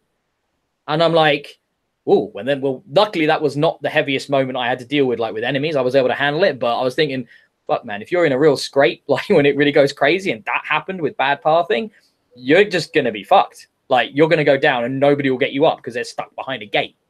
So it's just like, that's slightly concerning. The AI is not bright in this game for the enemies or your companions. So really, you just need to play it with other players. And unless you know and have a bunch of friends, it's not looking that easy to find a game with randoms in this, which is a big problem for a game that's all about co-op. But I don't hate it. I think it's some of the sound effects are weird. Some of the guns sound really weak at times and have like very low kind of like, I don't know, like just audio sort of feel to them. They just don't have a lot of impact conveyed by the sound design. The look of the game is fine. I think it's a bit last generation, especially in textures and the environment. The characters are fine. The enemies are fine. But like I said, if we're into the purposes, it is like, you know, when iOS clones, there's a big problem. It almost feels like that. Like they've just cloned Left 4 Dead and reskinned it. Game Loft's Left 4 Dead. Yeah, kind of, but I mean, I'm sure that's doing a horrible disservice to the developers that are putting loads of time into this game. It just doesn't seem to really be doing anything different to set it apart from Left 4 Dead. It's curious. It's not bad. It just doesn't quite work. I hope I can find some games online with people. That would be the real test to see if it works, you know, in that environment. Because those, yeah, man, stuck behind a gate. I mean, that was just weird. Failing that, I do have Left 4 Dead 1 and 2 on backwards compatibility. So do I. Yeah, that's the thing. I'd kind of rather play Left 4 Dead 2. Yeah. Playing this, I'm just remembering all the great times I had playing Left 4 Dead 2 with you and with loads of other people on Xbox. Just such a perfectly balanced game. And really, that AI director really sets it apart, I think, from how all of its competitors operate. I really don't know how the back end works on Earthfall, but it just doesn't feel as reactive. It was always so smart, wasn't it? It was like, oh, right, you've all just taken a beating. So you're all quite low on health. You haven't had your pills yet. You're gathering up ammo. We'll give you just a few zombies for now. And then it would be like, as soon as you're all ready to go again, that's when a special shows up with a whole new big horde. That's when you walk around a corner into a witch. It just doesn't feel like that at all in Earthfall. It's like, yeah, you're down to 2 health. Here's another horde to fuck you up. Here's some more specials to just all jump on you at the same time. And it's just like, just doesn't feel quite as well balanced. Obviously a much smaller team. And again, doesn't have the resources that Valve has, like we were just talking about in reference to the Spectrum Retreat. It just, you can tell the experience, the team, the resources, it's not on that level. But then again, what is? So yeah, it's curious. It's curious. Joel, tell us about some things. You've been very quiet for a while now. Yeah, which one shall I talk about? Maybe 20XX first, because I think that kind of follows along, I guess, similar themes to the Long Reach, I would say, which, at least for me, really, well, in the sense, Metroidvania roguelike. I'm really confused. Not Metroidvania at all. It's a kind of it's a kind of like a Mega Man themed. So it's basically a recreation of Mega Man's gameplay, isn't it? It's more Mega Man, yeah. It's what they've gone for. They've been targeting is that classic gameplay. They want to recreate that classic gameplay. So it's got kind of modern-ish graphics. They've got, it's the animation's a lot smoother, and there's the styling and stuff's very modern, and the audio track's up to date and things. But the gameplay they've really specifically targeted, capturing what everyone obviously loved about Mega Man. Now it's a Kickstarter project, and a successful Kickstarter at that. The problem I've got is I never played Mega Man. Did either of you guys? Were you ever Mega Man players? Like, did you grow up with it? Because I know there's like an absolute. I had some friends who were diehard into it and absolutely loved it, but it's one that always skipped me by. Richard, he's still muted. Yeah. Sorry, I'm now off mute. I've played a bit of Mega Man. I was never fully into it. It always seemed too hard for the enjoyment I got out of it. I'm not against hard games, but it didn't really seem to give a lot back, Mega Man. So yeah, I've only got a sort of loose relationship with that series. I've played a few of them, but never got into them. So 20XX is literally, it's a Mega Man game, but they've literally structured it with roguelike elements. So you don't have lives anymore. When you die, that's it. You walk back to the start and you start your next run, basically. Now they have taken some modern considerations in.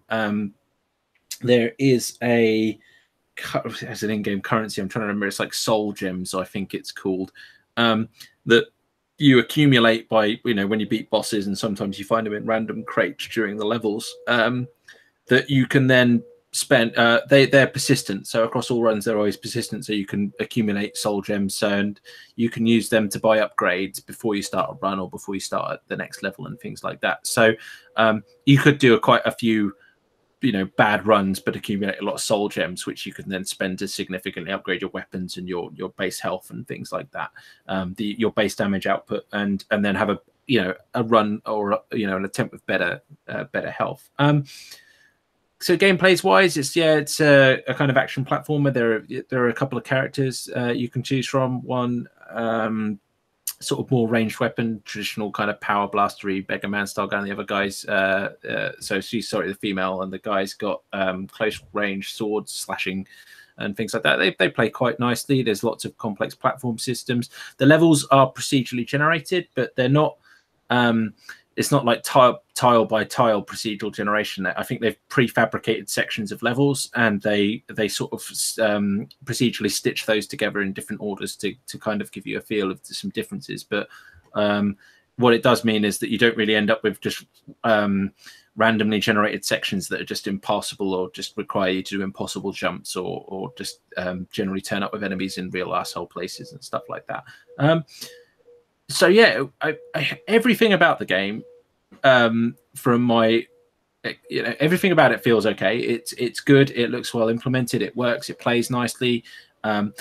It's just not my kind of game, I guess, is what I'm saying. I like play through it. I did a few runs. I had some fun. I fought some of the bosses and things. They have a few extra sort of daily challenges and things like that. I tried some of those. But yeah, I just can't get into it. And I think it's because it's gone for that nostalgic gameplay of Mega Man, which I think it's achieved quite well. And this is only from me having looked at videos of Mega Man. But yeah, it's just Mega Man never captivated me back then, and it hasn't now either, if you know what I mean. So yeah, I feel kind of in a bad situation here because I'm sort of trying to review a game that I'm not sure is not for me. Mate, sometimes that will happen. I mean, the thing for me was that annoyed me the most. I've been playing it as well, and it's why can't I shoot up? Really, you have to you have to get a different upgrade to, or a power up for your weapon, basically that starts allowing you to doesn't allow you to shoot up. It just gives you like spread fire in random directions. I thought that was strange that I couldn't do that. And the other thing after playing, do you remember I played a Mega Strike? That game I was talking about last time on the podcast, and it was like, action platformer shooter thing, nothing fancy about it. However, well, the one thing it really made me thankful for was those were authored levels. I do not like the random generation in levels. I think I've come to a conclusion that basically no game makes that work well. It's so rare that you kind of go, oh, this is cool, because it's especially when you're dealing with a Mega Man type game, which it's all about the jumps, it's all about the level design and the enemy placement, and then when you're doing it and it's roguelite as well, and I understand that's kind of part and parcel with the roguelike thing is the random generation of levels. It just doesn't feel good half the time. Roguelike games are quite a niche appeal, I think. I don't understand the appeal of them really, because Mega Man itself is hard anyway. But the thing that you can say for Mega Man is if you put the time in and learn it, you'll be good. So this feels This isn't as hard as Mega Man. I can tell you that much. It's definitely more approachable in its combat. You get a lot more life than you would in Mega Man. But it's just the randomness of the levels. It's like it just feels so. It just doesn't make sense half the time. It's just platforms hanging in the sky, and you have to keep going up. Or sometimes there'll be platforms over here that don't go anywhere, and you're like, well, why have I just spent 4 minutes climbing them to achieve nothing? Oh, it's a chest with barely anything in it I don't want, and it's just like, for fuck's sake. So it's just like a good level, man, it makes you just realize, doesn't it? Good level design is so impressive. It's such a skill to create something that leads you through it, that might have little side bits that makes you want to explore, but you always know, a good level, you'll know that's not the critical path. Yes. And you can tell from the way it's laid out what the critical path is. And therefore you kind of go, oh, if I go down there, I might find a cool secret something, because it's well designed. And it's like, it's a skilled into itself. So it does sometimes feel like developers, when they do this rogue stuff, oh, we've got, like Joel was saying, it's probably some templates that come get mashed together. And you're like, well, yeah, you're kind of missing half the skill of making a game, especially a game of this nature. I like Joel though. I've enjoyed the combat. I like the look of it. I like the sound of it. I like. We're going to try co-op before Joel does his review. I'm looking forward to giving that a go. I've not played as the sword guy yet. I do want to see how that changes things up in combat. But yeah, it's just that like, the Mega Man, like you said, it's hard. But those levels, man, they're well made. Like I remember going through Mega Man, going, oh yeah, that makes sense. That makes sense. It's of that era. The level design has come on since then. I guess it depends what you look for in a game, doesn't it? I like, however hard a game is, I like to look at something and think, oh, I've beaten that. And you can't really say that for a roguelike. It's the thing that you beat doesn't exist now. It's something else. I like a good authored experience. Yeah. You know, that's what it's all about for me. But yeah, it's a curious one. I can see why people like it. It's very well regarded, Joel. I have to say, if you look online, it was a funded Kickstarter. So you know, it's gone for a targeted audience, and there is that audience there. They funded it. So yep. Then again, so is the Pebble Watch. But hey, just say because people are willing to pay for it doesn't mean it's worth anything. Joel, tell us about while you're chatting, because you were quiet for a while. I want to hear about your thoughts on Frost, another game I've also played. So yeah, Frost is a this is quite an interesting number, actually. So it's a deck building survival game, I guess is the best way to put it. So I've quite familiar with deck builders. I've played Netrunner, I've played Dominion, which are tabletop deck builder, you know, physical games. And so this is a digital survival game, and basically you play as a group of survivors with some limited resources, and what you're trying to do is you're trying to escape from a blizzard, or the frost as they call it in the game, by seeking refuge. And to do this, you have to progress forward for a certain number of steps, at which point you'll seek refuge. Now, to progress forwards for a step, you've obviously got your hand of cards, and you'll have a sort of card that tells you how you're going to progress. So it'll give you some sort of scenario. So it may just be you just need to progress forwards through this landscape, and you may need to commit some food and some wood or materials to it and some people.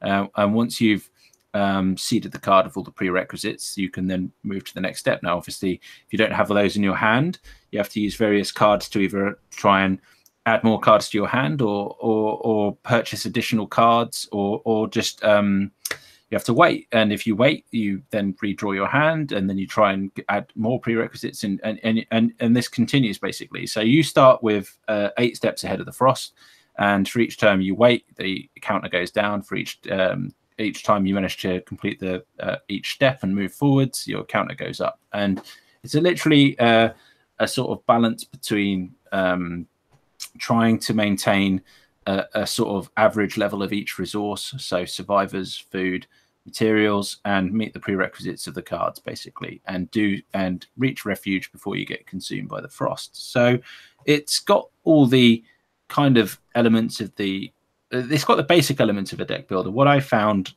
from my personal experience is it's very simple. There isn't much strategy to the game, so there aren't when you normally play a deck builder, you have a sort of various choice of cards, and you choose certain sets to try and purchase as you try and concentrate down on strategy. You don't get that here. There is only one strategy really, and that's to try and get the requisite number of each resource. And it's not too difficult to do once you understand the mechanics of the game. The only thing that really derails you is the randomness of the cards that are drawn, the steps that you need to progress, and lost my trail of thought slightly, but it's okay. I found it a bit too simple, and I don't want to critique it too much, because I think actually it's got quite a lot of casual appeal. I think it's quite a simple, accessible deck builder actually, and I can see some people having fun. The sort of playthrough in the game can be quite short, at 10 or 20 minutes. But for the more hardcore, once you've completed it once or twice, it kind of it gets a bit too simple. It loses its variety, it loses its appeal, its replay value goes down a bit. Now, they have got scenarios which try and add some extra objectives and challenge, such as so 4 of the survivor cards may be family members, so try not to get any of your family members killed whilst traversing. Now, there are various ways that cards can get killed, and survivors can get killed just by sending them gathering and things like that. But I mean, I enjoyed it. It just once I completed it a couple of times, it's kind of waned a little bit. So why don't you? I know you've played this as well, Ben. So what are your thoughts? My thoughts are that it's interesting because you're coming from that deck building background, and obviously you talked about recently we both played Cultist Simulator and absolutely fucking loved that. Another incredibly interesting deck building game for all intents and purposes. It's the same thing, but in an incredibly different take on it. And it's like, wow, this is becoming a whole sort of video game subgenre of these interesting takes on the deck builder. For me, what really stood out about Frost was it's the visual and auditory aesthetic of it. I really liked the presentation of this game more than the game itself, almost. I really like the music. I really like do you know what? Maybe it might be because I'm so fucking hot right now that a game that can transport me somewhere that makes me feel a little bit colder, I'm down with that right now. I'm really enjoying that, strangely enough. Yeah, I really just love that pencil and ink art style, that scratchy look to it. The music, which at times listening to it, it sounds like it's sort of like sampled breathing that they've used to mix to make this music. It's absolutely bizarre and weird and really, really cool. And yeah, I have less experience with the deck builder than you. So when I'm playing this, I actually found it quite accessible and easygoing. And the mechanics weren't that hard to understand. Though I did find the random nature of it could be incredibly punishing. You know, when you just need a certain resource. I remember burning like 4 days in one location, just trying to get the resources I needed to move on. And that can be, you know, and then you'll play another run through where you're just flying along, you know, like it's super easy. And that's just the nature of it because you're drawing cards from a limited set. I think when you beat it, you can unlock more cards to put into your hand, so you can change the strategy of what hand you want to take with you on it and stuff like that. So there is some sort of customization in there as well. I liked it. I played it on the Switch. You played it on the Xbox. The main difference on Switch is that there is some touchscreen support, but it was a bit inconsistent and a bit iffy. The screen size in handheld is quite small, the resolution of the cards and things like that. So actually being able to effectively select cards and move them around at times with the touch controls wasn't maybe the best way of playing. I think, to be honest, the best way would just be using D-pad and the analog stick, because you're going to just have that precision reliably every time doing it that way. But it's nice. I'm happy to see it implemented because I have played Switch ports like, I think it was it Darkest Dungeon? Yeah, I talked about that had no touchscreen implementation at all, even though it's an iOS game as well. I thought it was very strange that they didn't bring any of that in. And I believe Frost also is iOS, yeah? That's where it started, yes. I want to say. And you can tell, you know, it's got that feel to it. Yeah, I just really liked the vibe, the feeling, you know? So, yeah, I think you made and one good point. I think I will Only make one. about this. I'll take that. One final point I think I'll make is that, yeah, Frost is a deck builder, and you could print it out and it would work as a game. As a deck building game, you could put it on your table and play it. Now, what made Cultist Simulator really special? Couldn't do that. You can't do that. That is a deck builder that only works in the video game realm, and that's what I think made Cultist Simulator really special, actually. But yeah, Frost, yeah, perfect for the casual. It's good. It's you know, it's not bad. It didn't set me on fire, but I look for something a bit more, I guess, hardcore when it comes to deck building. So keep an eye out for Joel's review. That will go live Tuesday afternoon, as per embargo instructions, even though the game's already out on iOS. Gotta love these multi-platform embargoes. Absolutely bonkers. The final game I want to quickly touch upon because I just got it before the weekend, but it's seriously weird and interesting. So it is a mashup of two genres that probably shouldn't work, which is bullet hell and first-person shooter. Yeah. So imagine facing a big boss firing hundreds of projectiles at you in first person. It's kind of nuts. So it gives you, it's called Mothergunship, and it gives you lots of mobility options. You have, from the outset, you have a triple jump, which you can upgrade. So it's like, yeah, it's very much aware that you need to be moving around fast and repositioning quickly and accurately. But in addition to that, it also has this incredibly in-depth gun customization mechanic. So you can, from the ground up, build the weapons that you use in this game. So you'll be going around, and when you get to shops and stuff, you've got a currency. And guess what? It's a roguelike. There you go. Just to be different nowadays. Why not? So you go around, you get your currency, and you go to these shops, and you can buy these different components to make these weapons. Now, obviously, you've got the shooty bit. Now, they're called the barrels in this game. And that can be anything from a machine gun to a rocket launcher to a plasma launcher to something that fires cannonballs, that fires giant missiles. You name it, they're in there. Every kind of projectile weapon you can imagine is in there. Laser beams, everything.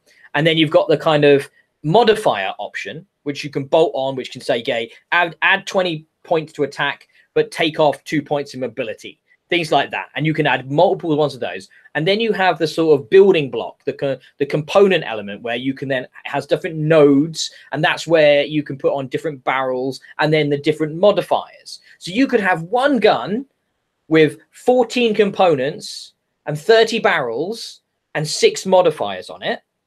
And you can carry a gun in each hand, in each arm, and you've got this like mech suit, which you can upgrade as well with these permanent upgrades, which you do between missions. But you play around, and it's kind of like, you remember Joel Borderlands with its 20 trillion guns or whatever? Oh yeah, of course. Yeah, that random, but they were like randomly generated. You weren't making those. So imagine that, but you're making them.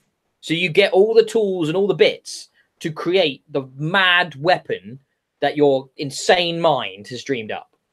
So so that bullet hell first person shooter, quite well written, witty dialogue, with some fun little characters and stuff, you know, talking boxes and stuff. And you're basically, your mission is to stop this alien armada that's turned up around Earth. And you're going to go, you know, you're picking where you're going. You've got different you've got a map where you can select which different ships to attack. And there'll be side missions, and there'll be ones that have different effects and different reasons to go there, as well as the story ones. There's quite a lot going on in this game. And it looks good. I think it's an Unreal Engine game, and it's certainly well made and stuff. I've noticed a bit of some bits of slowdown and stuff, but when there's that much going on the screen, you know, they're going to be patching in quite a lot of stuff right up to release, and there's a post-release patch as well. So hopefully some of that stuff's going to get ironed out. And they're also bringing in co-op in August as well. And I think this game would be a hell of a lot of fun in multiplayer. It's proper bonkers. Just intense combat, and sometimes you just want to blow things up, and it certainly does that. I'm really enjoying playing. I've just started sort of playing with that gun customizing thing, so I'm looking forward to putting more time into that and seeing what crazy things I can come up with. But yeah, that's Mothergunship. I believe that's out early next week. So hopefully I'll have a review for that sometime coming up shortly. But yeah, I just wanted to mention that I've just started playing it. It's a cool mashup, I have to say. Makes quite exciting. It's quite fun. Oh, this is our Last of Us 2 check-in after the shock. Not Last of Us 2, but Last of Us. Sorry, check-in. That was a distracting thing that went behind Richard. Then I don't know what's going on. There's something going on. There it goes again. There's phantoms. So you've beaten The Last of Us, Joel, and now you've done the DLC as well. Is that correct? Yeah. So I think the most stunning thing I would probably say about so first of all, the DLC was excellent. Yeah. I'm just incredibly surprised that it wasn't in the main game, actually. Well, they actually, as a rare case, mate, they actually made the DLC after they finished making the game. I know. It's because it's staggering how much extra context it gives to. It feels important, doesn't it? Yeah, massively so. And you're right. When you see the trailer for the second game, in fact, you could almost, in isolation, just play the DLC, and that trailer would make an incredible amount of sense. Yes. Versus actually completing the entire of The Last of Us. So yeah, the DLC was actually really good. Rare occasion where the gameplay wasn't any different from the main game. They didn't try anything special, but the narrative angle they took on it was greatly, really felt. I don't know how, but it massively felt different. If you know what I mean, it was okay. So I'm not going to worry about spoilers. This game is super fucking old. So Joel, we were talking to you last time, and we were both, me and Richard, were so shocked to find out you hadn't actually beaten The Last of Us before. We just assumed you had. And now that you've done that, I want to ask you a couple of questions. Obviously, first of all, does all those trailers for The Last of Us 2 make a lot more sense now? Like, are you feeling a bit more contextualized? Yeah, a little bit. Yeah. Good. What did you think of Winter? And what did you think of that ending? What did you do at the ending when you're with when you're Joel at the end? What did you do? Okay, so firstly, what did I think of Winter? So obviously we discussed this last time on the podcast, and so when Winter comes and I'm playing as Ellie and I'm going hunting, and literally the whole time I'm shitting my pants because I'm convinced, right? I'm convinced that there's going to be some infected bear or something that I'm going to have to fight. This game, you know, up to this point, yeah, you've had the infected. They're the monsters. Actually, no, they're not. The other survivors of the monsters, they're the people you want to worry about. No, they're not. Now you've got to deal with these shitting crazy bears or infected animals and stuff like this. But that never happened. So I kind of went through it, shitting myself and stuff. And then, so is there a choice at the end of the game? I didn't realize there's a choice. Well, there isn't. You're presented with a choice, but they don't let you have one. Yeah, no, I was going to say there wasn't a choice. I thought for 1 second you were going to be given the choice of do you leave her or do you go and save her? But yeah, literally before I had a chance to make a choice, he pulls out his gun and shoots her, and it's like, okay, well, I guess I'll go to save her now. So I assume that's the choice you're talking about. Yeah, in the parking lot in the hospital. Just at the end with the doctors, I probably had a 5 or 6 minute standoff with those doctors, thinking, right, I don't have to shoot him in the head with a bow and arrow, do I? Oh, but I eventually did. I just burst in the room and shot them. I didn't even take my time out. There was one of them left, but it wouldn't let me interact with her. So I killed them. Then finally you could interact. Yeah, I just thought it said something about that game that I did let them live for a few minutes and gave them a chance to run off, and they never did. So I just put an arrow through their skull. But yeah, it was not through their knee. Okay. No, not through the knee. Yeah. Sorry, I got that Skyrim poster. It's all I can think about. I just thought it was interesting that it did make me hesitate, as if they were real people.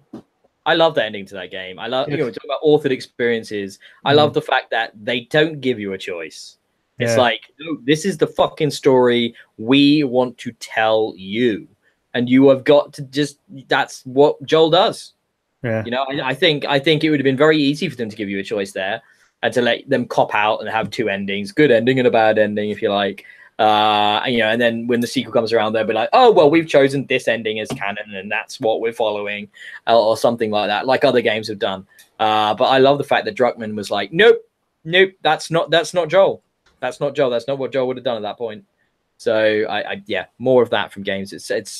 I'm playing through again right now, and I want to beat it before the sequel comes out. So that's my goal. I am definitely enjoying it though. It's super, super good. Yeah. So Richard, how's it going in Game Pass land? Still enjoying Game Pass. I'm the only one who's still got it, am I? You are. So yeah. I'm playing a bunch of stuff that I would not give the time of day normally. I've put a couple of hours into Disneyland Adventures today, and I don't know why I'm playing that, but I am. What is that? I don't even know what that is as a game. What is that? That's why I downloaded it, Ben. I wanted to see what the fuck is Disneyland Adventures. You wanted to experience the purity. Yeah, and it turns out it is Disneyland, and you can run about all of it and do stuff. And there's not really a game in there. It's about just exploring Disneyland. You mean the theme park? It's like a virtual theme park. Yes. Plan your trip before you go, kind of thing. It's basically a marketing device, yeah. Because you're walking around and there's all these parents going, "Oh, this is the best decision we've ever made. Can't believe how good it is here.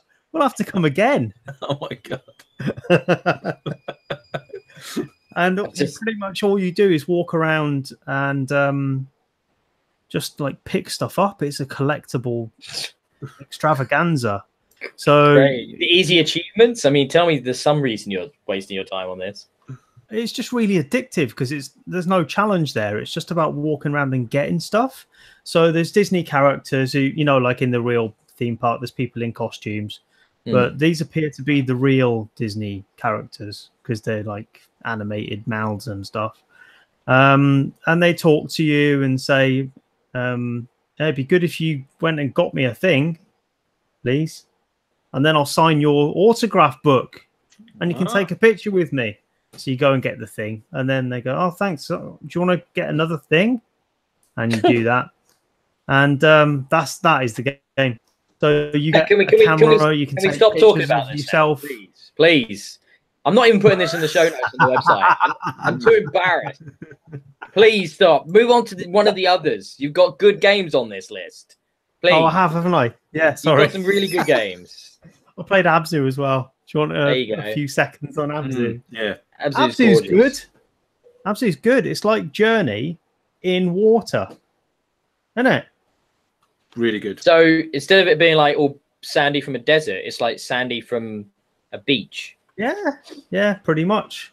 So there's a few bits that are on foot, but mostly it is swimming about in like scuba gear. And I think you're like a little robot kid, because there's a bit halfway through where he looks a bit like a robot.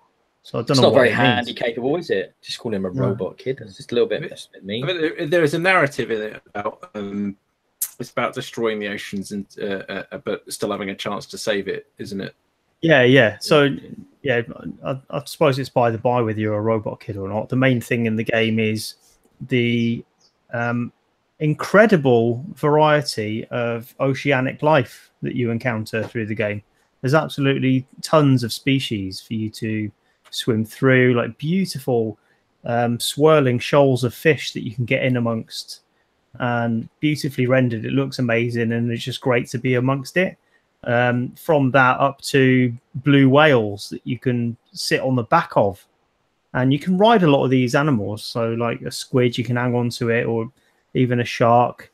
And it's got echoes of Echo, actually. Echo the dolphin.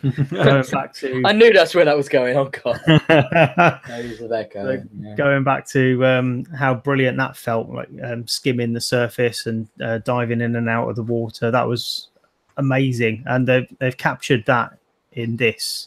But the story along the way, like Joel says, it is about what's been done to the ocean. So it gets, like in the middle of Flower, where you've got that pylon section and everything's all burnt and frazzled.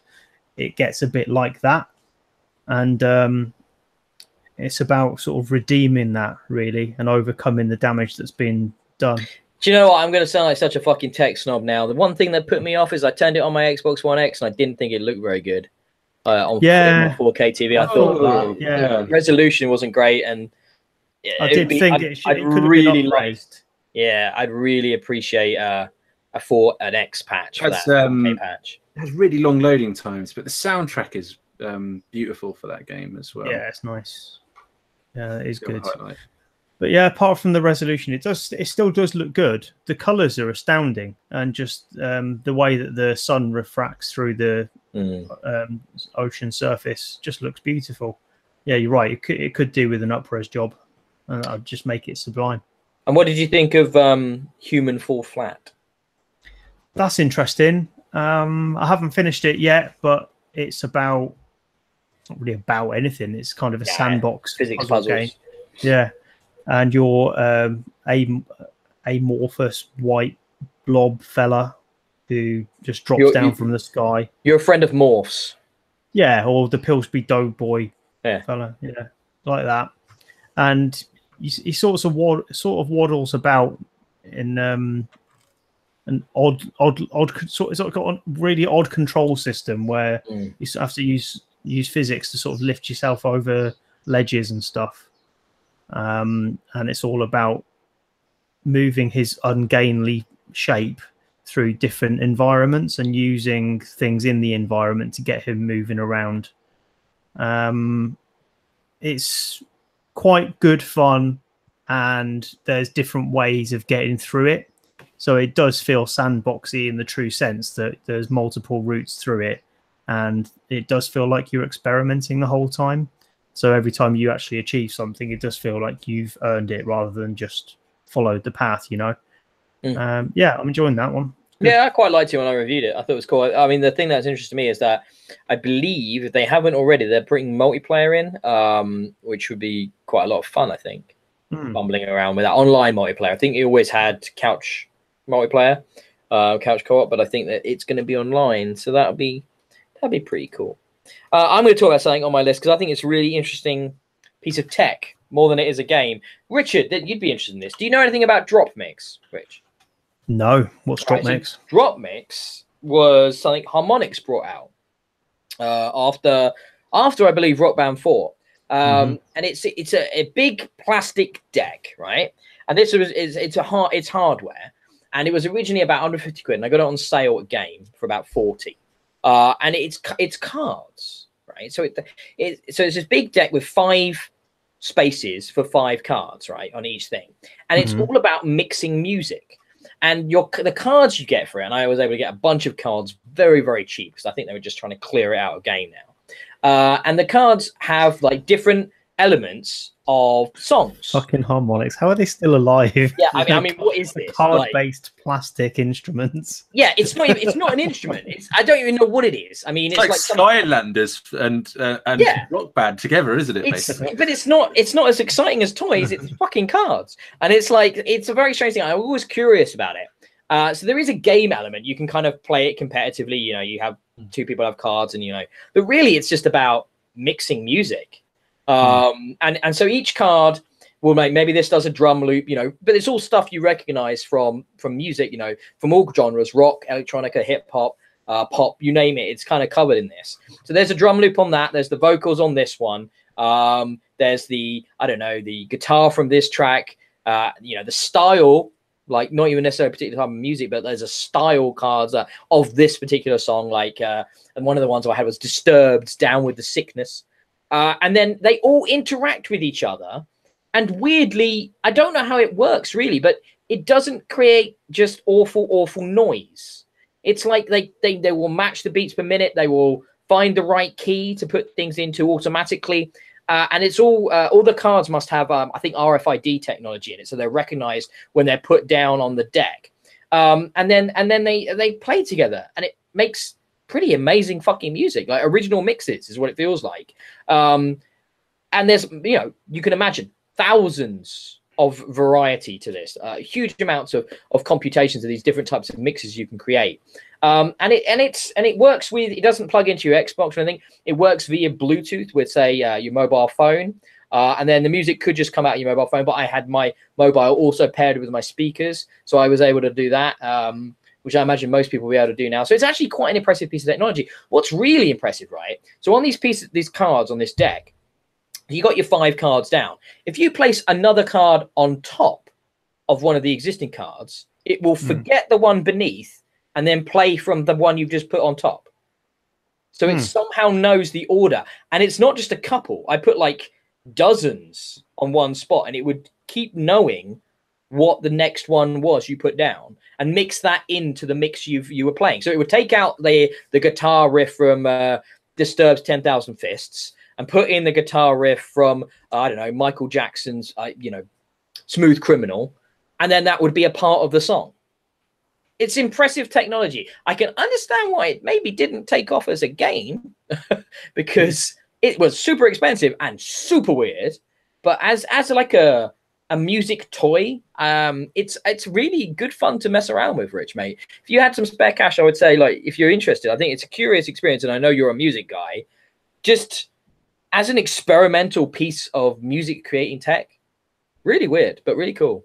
Yeah, really interesting. Anything you wanted to ask about it or anything? So it's like, it's difficult to describe. I've never heard of it. I've never heard of this. I can't believe it came out. Only about a year ago. It's new-ish. It's pretty new. And it just didn't take off. It did quite well in the US, I think. It's done. They're still talking about doing a season 2 of Cards. Supposedly that's happening.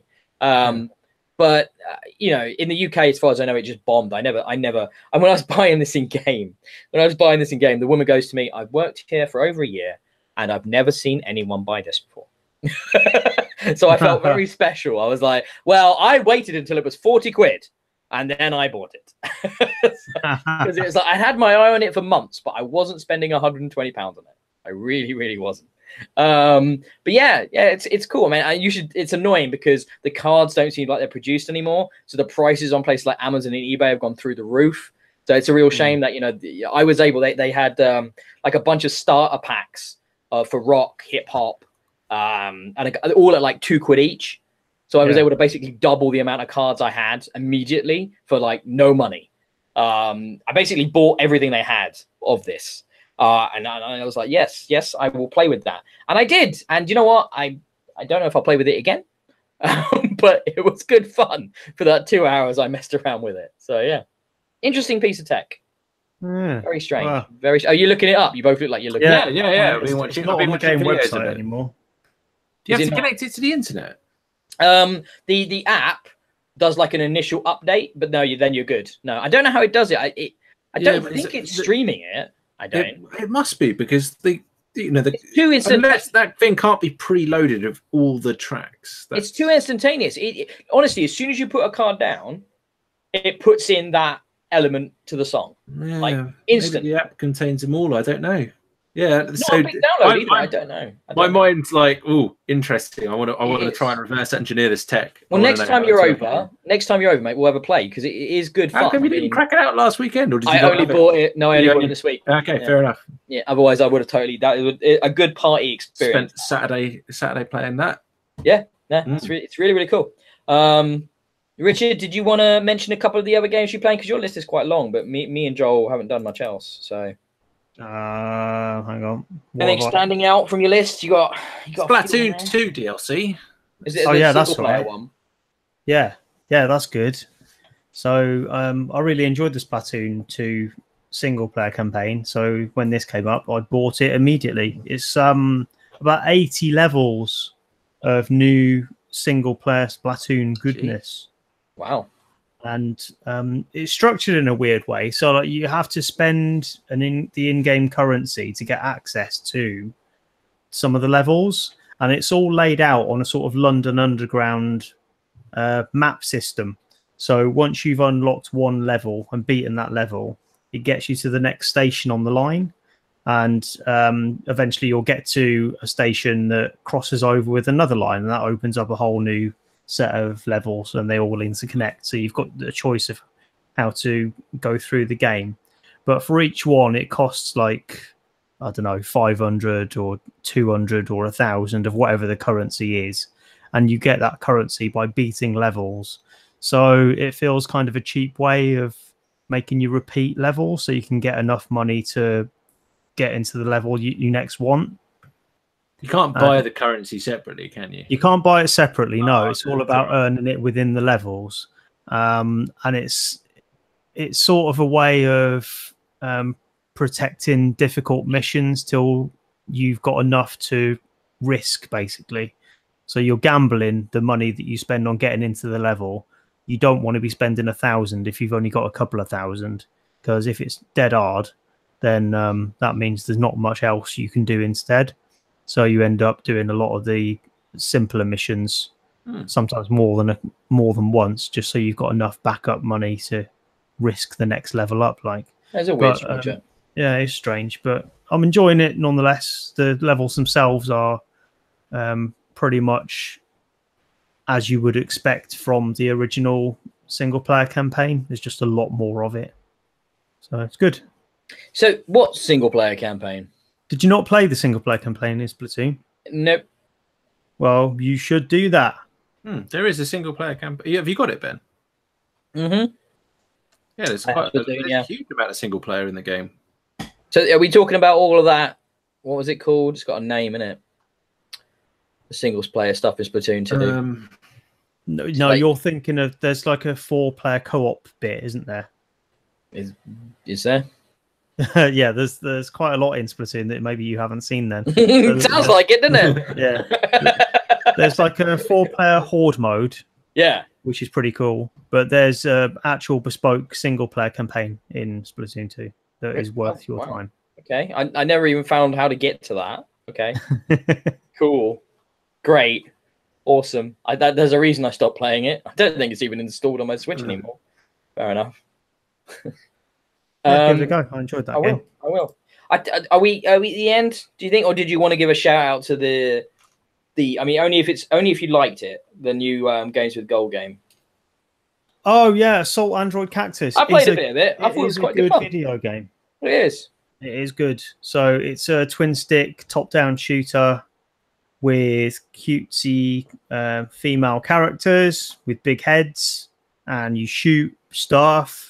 A lot of shooting stuff. A lot of shooting stuff. And it's just, it's one of those. You know what it's like. It's one of those. It chucks loads of enemies at you. Try and build up combos. It's got quite an interesting battery system. So you have a finite amount of time before your battery runs out. So it makes it quite an aggressive game, you can't just hang back and wait for enemies to come to you. You've got to try and wipe them out as quickly as you can before your battery runs down. And after every wave or so, one of the enemies will drop a new battery charge, so you can keep going. But it just keeps it frenetic, action-packed, really fast-paced, and I enjoyed it all the way through. It's not actually that challenging to finish the game, but it feels challenging enough that you feel like you've beaten something, you know? Quite well balanced. Enjoyed it. That's a decent freebie, actually. I think maybe a lot of people are going to miss out on it because it at first blush, it looks a bit stupid. Doesn't look that good, like, you know, worth absolutely. Yeah, I absolutely would not have bought or been interested in a game that has the words Android and Cactus in the title, but it turns out it's all right. Yeah, it's all right. It's all right. I think that brings us to the end of another episode, guys. Our 50th episode. Can't believe it. Can't believe it. 50 episodes. Here's to another 50 more, yeah? Yeah. So what will I look like after another 50? I reckon you'll be clean shaven. You'll be clean shaven, but you'll have an intricate head tattoo. Mate, I'm a civil servant. That's not happening. You can just wear a hat. Fine. Just wear a cool hat to cover it, but just like all on the top of your head, like a spider web with a black widow nestled in the middle of it. Yeah. That's that. You're gonna have a complete fucking midlife crisis, right? Yeah. I'll be, face and head tattoos, piercings. You're just gonna be like Richard 2.0. Yeah, and we'll be calling into you, and it will be a different location every time as you travel the world. Yeah, it'll be like weekend coaches to Westminster for free Tommy rallies and stuff. Yeah.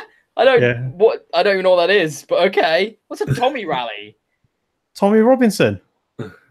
Yeah, I don't know what you're talking about. Oh, okay. Probably just as well. Does Joel know what you're talking about? I missed the reference as well, but I thought I could get away of keeping quiet whilst you... No, because I had to rope you in there for support because I didn't want to be the only thick one. Tommy Robinson, the EDF guy. Oh, okay. Like you were going to say, why have you joined the EDF? Yeah, the Air Defense Force. Yeah, brilliant. Yeah, well, EDF for life. I shouldn't say that. EDL, sorry. Yeah, it's league, isn't it? Yeah. Good point. I'm more of a fan of the UNSC, but that's just that's the Halo. Halo in me. On that weird note, I guess we should wrap this up. What have we got game wise? Not a lot in the next couple of weeks, is there? No. Well, Shenmue in August. Fuck off. Not going anywhere near that pile of shit. Jesus Christ. Are you going to subject yourself to that again, are you? I've never played it properly. Oh, really? I figured that was a Richard game right there. Well, yeah, I thought it was. I had it on Dreamcast and barely touched it, so I guess it's not a Richard game. But I always think, people fucking love this game, don't they? Maybe I should go back and try it again. And then I'll realise how shit it is. Because it was shit at the time. It ain't going to be better now. If you want to play like a sort of slice of life period set Japanese action role-playing game, go play fucking Yakuza 0. Yeah. Like, or any of the Yakuza games. They're hilariously good fun. Compared to fucking Shenmue. Oh my god. I watched a playthrough of that before, like from one of my favorite websites, and that was quite entertaining because they were just ripping the piss out of it the whole time. But I was like, I wouldn't want to play it myself. It just looks too tedious. Jesus. No way. It's not a good game, but okay. What about you, Joel? Anything you're looking forward to in the next couple? Yeah. No, I'm sitting here thinking, I need the next game on my backlog. I've got The Last Guardian. I bought that at launch, and actually I didn't buy it. Someone gave it to me for Christmas. So I've not opened it, so I might try that. I also have that sat on my PlayStation hard drive, never loaded up. Yeah, mate, guys, you've got to play that. That's good. Yeah, I'm keeping it in tradition of those guys. That I've got Shadow of the Colossus remake as well. I haven't played. It's on my list. That's worth a playthrough again. Like nothing makes again. There's nothing like being a complete dick in a game. I've never played it. Hating yourself. Have you never played it? No. You know what? It's not even that bad gameplay wise. Still, it's pretty good. I've played it as far as the first Colossus, and still stands up gameplay wise. Probably better because it's actually got a frame rate to speak of this time around. Yeah, you can actually. I think the render distance is a lot better now, so you can actually see like the top of the thing you're actually climbing, which you couldn't. So, yeah, it draws. This is what I meant. But yeah, I keep thinking this though. Definitely well played. It's the same thought I had this week. Oh, there's hardly any games. I'll get into the backlog. I'll get back on Nier and I'll play some God of War and all this stuff. But then fucking emails come in and here's 12 indie games that are out this week for you, like basically to try out. And I do love the indie games, but it's just like I'll never get to my backlog at this rate ever. It's just not going to happen. I went to buy it. I thought, Nier's out for the Xbox. I might buy that. No physical release. Nope. Is that right? That's weird, isn't it? No, not really. Like, you guys are weird physical fetishists. No, I'm not. I haven't bought a physical game for years. Yeah, Richard isn't. What really? You wouldn't want to buy it digitally. I mean, ideally not. I just like having the physical things on my shelf. I bet you can go online and somebody's mocked up a fucking cover you can just print out and put it on around a case. The thing is, if that's what you need. No, I could buy it physically for the PlayStation. Well, you could, you could do that. And it'd be cheaper as well. That might be what I'll do. Well, I was expecting. I just thought I'd get the X. I thought X Enhanced it might be quite nice, but yes, and it has all the DLC as well. Yeah. So yeah, I am tempted to buy. I am tempted to buy it all over again. DLC though. There's not any real content in that. It's just skins, I think. Oh, is it? I thought there was. It was quite expensive for just skins. I know it's like 12 quid, but from the description, it really is just skins. It makes the woman a bit more naked looking. Oh, she needs to be more naked. She's got far too many clothes on. Priced that at 40, probably. Got a load of uptake. Right, and on that slightly controversial note, we will end episode 50 of the Bxb Bits and Bobs and be back in a couple of weeks, I'm sure, to discuss, I don't know, what other atrocities the gamer community has committed in that time. Who knows? But yeah, please head over to iTunes to give us our rating. It helps with visibility. It helps us run the site. Head over to bxbgames.co.uk to read all our amazing content being produced predominantly by Joel and Richard, because I don't do written content unless it's on the Switch. And then if you want to subjugate yourself to my videos, you can, of course, check out the YouTube channel, which is youtube.com/bxbgames. I believe that would be right, yeah. And we're on Facebook and we're on Twitter. We're everywhere you can find us on those evil, evil, evil social channels. So, until next time, goodbye. Goodbye. Wow. Stop Brexit.